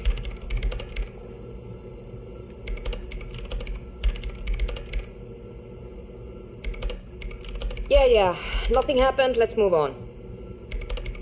No, my hypothesis was wrong. According to this, I should have heard something if I got the coordinates right. Like I said, silence is only what surrounds it. But this is just another failure. Silence sounds like silence. That's all it is. You can try on the headphones. See if you can hear anything. But don't get your hopes up. This can't be it. You should have a listen.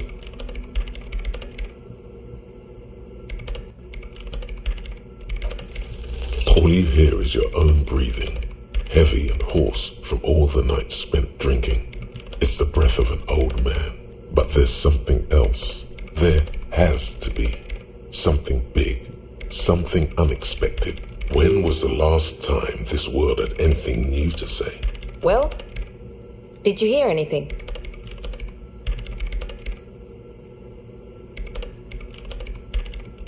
Yeah.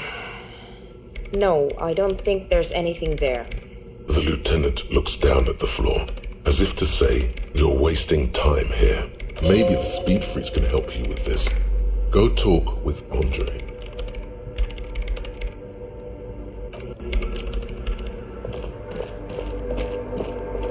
I want to get to the bottom of this.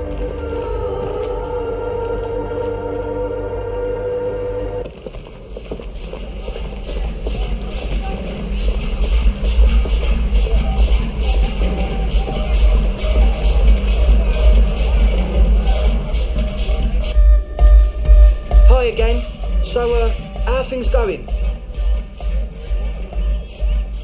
He's a quiet man. Mostly communicates through music. And by being a master of ceremonies. Well, He's just kind of here. I don't really know how to communicate with him. Yeah, sometimes, when I stumble and find my way into his centre, you have to hear a lot of hardcore to the mega first though. The man smiles mysteriously, choosing to let the beat speak for itself. I get it. He's a puzzle. Yes? What's the deal? What kind of a hitch? An audio shortfall, you say? Guess what? We got speakers with massive low end. There's a good chance he can do it. They've got one speaker. One. Uno. We've got some serious range on this baby. It'll blast her shoes off, believe me. Goodbye, officer.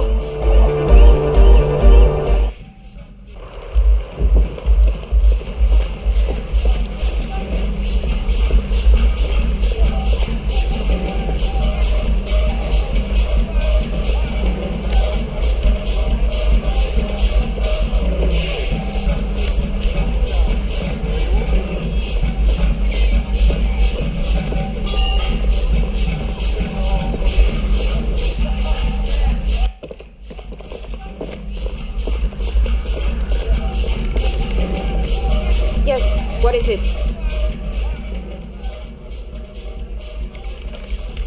Everything disappears. You are draped in silence like a drowning man staring into his puny little headspace. And then the pressure changes.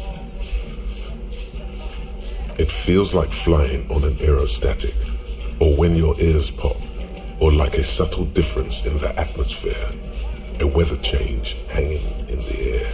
What if the sound you're looking for is too low for you to hear it? A better sound system? Alright, but where would we get one? Suddenly, a rhythmic beat permeates the wall, causing a small patch of decorative stucco to crumble onto the wooden floor. They should really allocate some renovation funds to this place. No. What they really should do is shut down the disco men for disturbing neighborhood peace. You mean the speed freaks? Of course, the speed freaks. They have a fantastic sound system. And you think they would help me? I guess I could live through a week or two of peaceful coexistence. Sure, let me know how it goes. Thanks.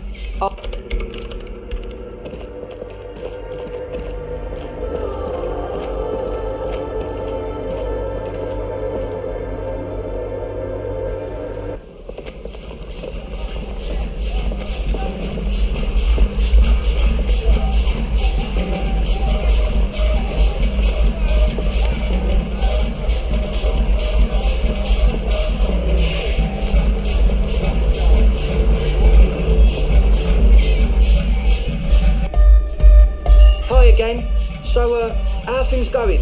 Yes? What's the deal?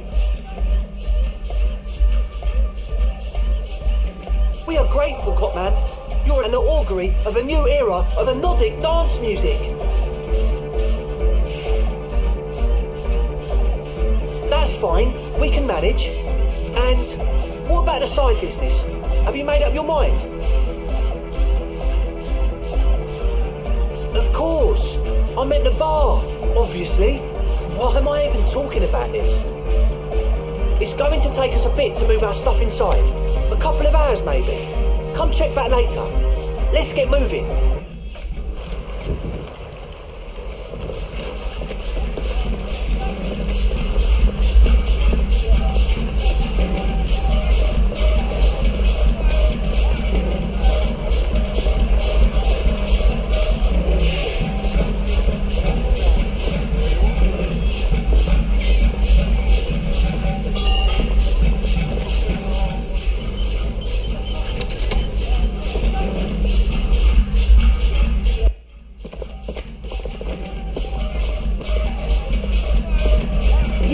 It's all set up, man. Can you already imagine 1,000 people in here? 10,000. Ecstatic vibrations, totally transcendent. And I've finished setting up the new compressor too. Now the only thing left to do is the name of the club. Will you do the honours, detective?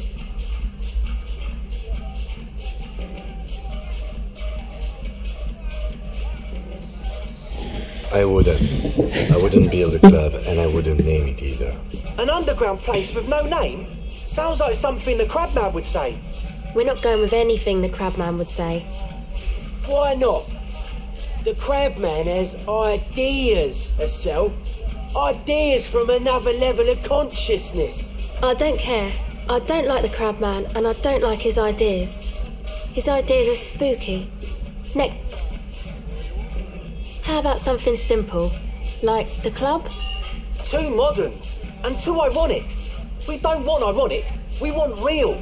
Real and true and beautiful, like a morning after the rave.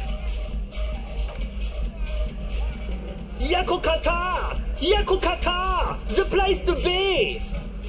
Yeko Qatar, the zone of ecological catastrophe.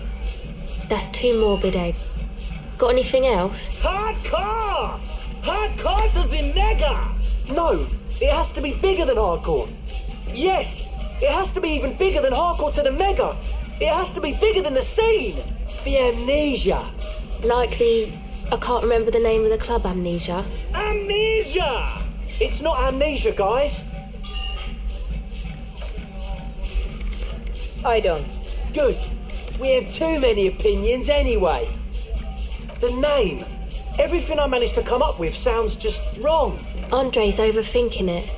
Yes, you should do it, detective. It would be good for the signs. Noid's right. You've helped us so much. It's the right thing to do. You have? Well, what's the name?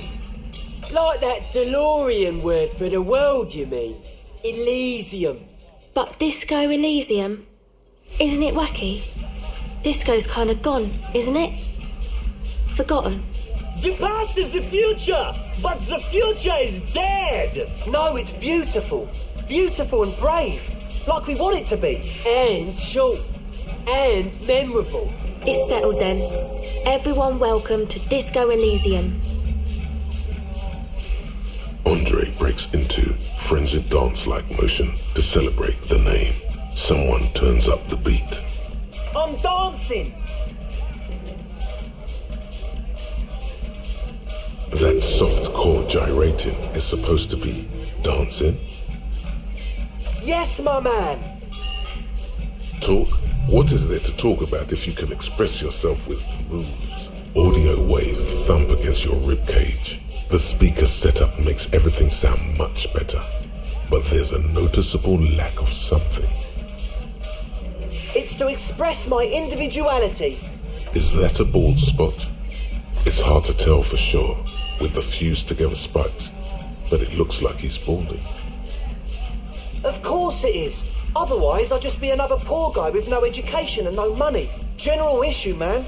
Now I'm all that, and I have radical spikes. Maybe it was a bad idea. Anyway.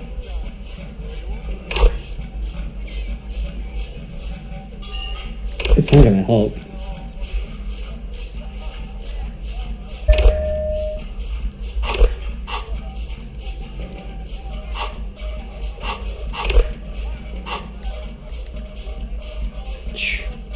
Goodbye, officer.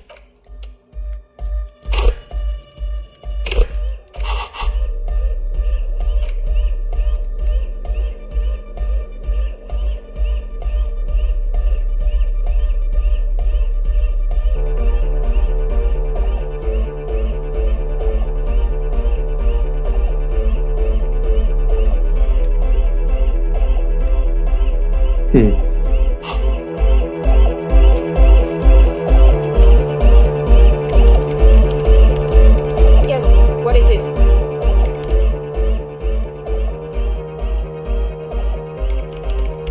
What? What did you say? I can't hear you. The music is too loud.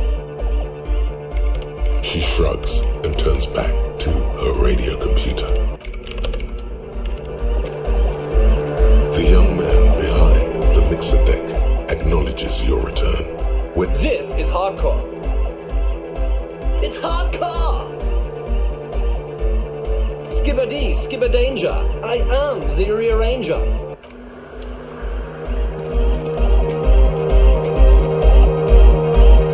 Oh, hey, man. It's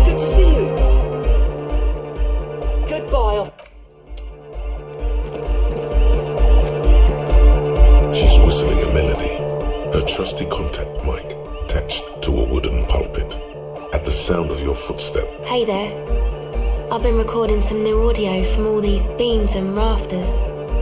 The sound's travelling through the wood. And no, it's got nothing to do with Contact Mike. I really wanted to say, thanks for getting me and my friends in here. And we even found some new associates, such as they are. Good, I think. Noid is getting a read on the place. I think he finds the carpentry very impressive. Andre's been setting up the compressor and dancing. Egghead's been keeping the party up. He's got the stage under control. Sauna, the programmer, she's doing whatever she does behind that radio computer of hers. Sure, you helped us out. I can repay the favour. What do you want to know?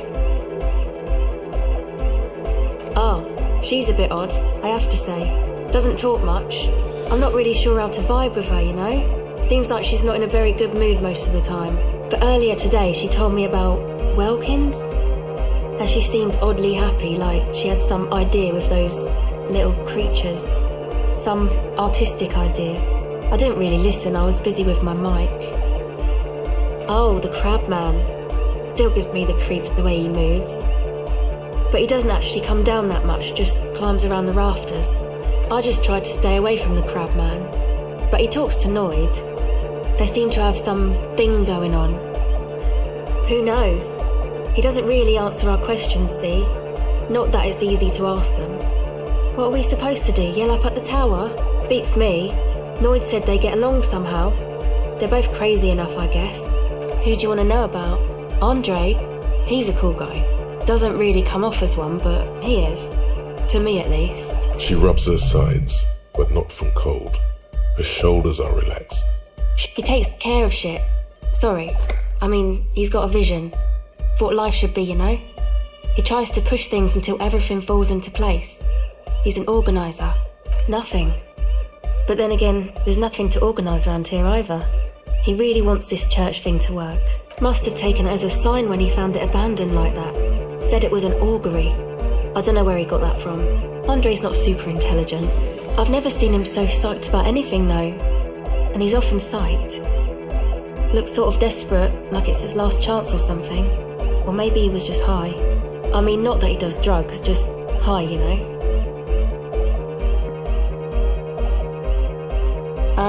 Yes. Anyway. Yes. Who do you want to know about? He's a four-burger, I guess, like the rest of us. Okay, maybe not Egg, I don't know about him, but Noid and the rest are from Forberg, making the pilgrimage up north to visit the Palaceum. He's real hardcore about the lifestyle.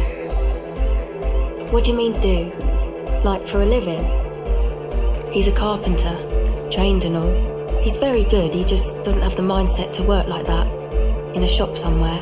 He abides by the hardcore, sir. You would have to ask him yourself.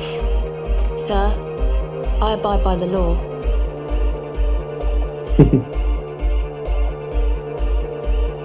It's just something poor Forberg kids do every spring. To pass the time, we walk the entire length of Boogie Street, up to Jamrock, or as much as possible. I don't know, man. Have you been down Boogie Street? It's a little bewildering. Okay, then you should go and take a look, I guess. Boogie Street is cool. It's got a lot of immigrants and all kinds of different people.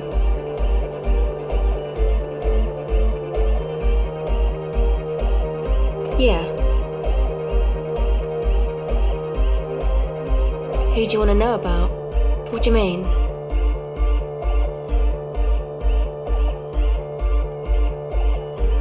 Actually, we don't know where he's from, or who he is, really.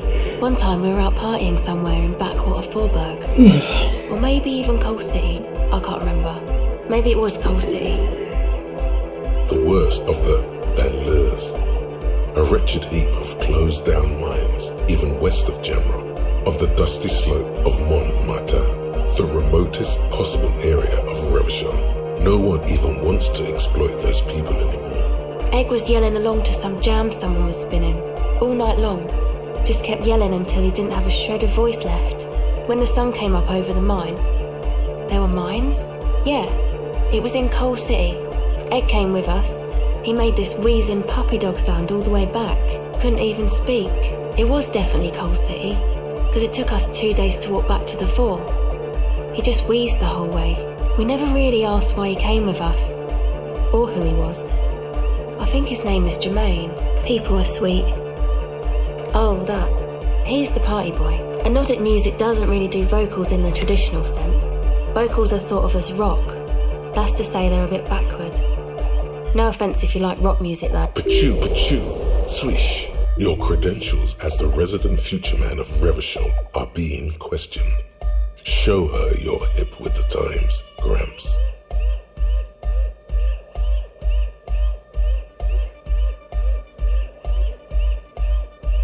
Anyway, even if you don't have vocals, you still need someone to say something every now and then, right? To urge things on. That's where the party boy comes in. He basically just stands on the stage and dances and yells how awesome everything is. It's very catchy. I understand. People are usually afraid to do things if others aren't already doing them. Dancing makes you dance, like sneezing makes you sneeze, or yawning makes you... Anyway. Who do you want to know about? Me? Again?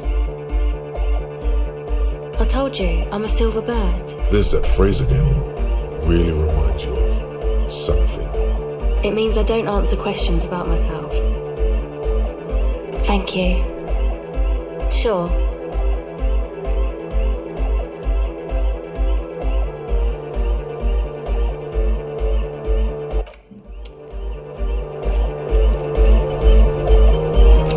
You got us in, cop. I can't believe you got us in. Between you and me, I don't know if you've noticed this about me. I'm a little suspicious of authority. But you really came through for the hardcore underground. Yes, you really came through for the hardcore underground. How come? Andre is busy cutting some slightly less lame, but still quite ungainly shapes on the church floor, sweating profusely. Estelle using her contact mic to listen to a tree underwater.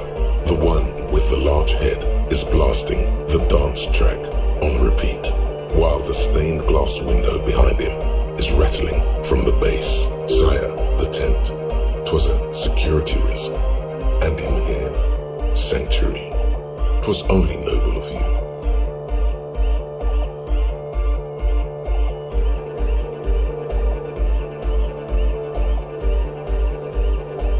Okay. It's a miracle of carpentry. Dead bodies carved into total shapes. Now it can be something more. I don't say much anything as a carpenter anymore. They tried to make me into a reckoner and a leveller. Made me a bit manic, you know. I regret the time I dedicated to that profession and that worker collective. I say things more as a member of the hardcore side dance community these days. The material knowledge is mega though. Guildship teaches independence. Alright. Sure. I'll come back to this later. Gotta get out of here.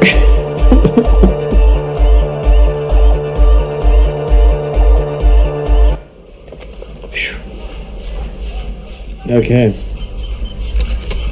Well, there's a lot of game.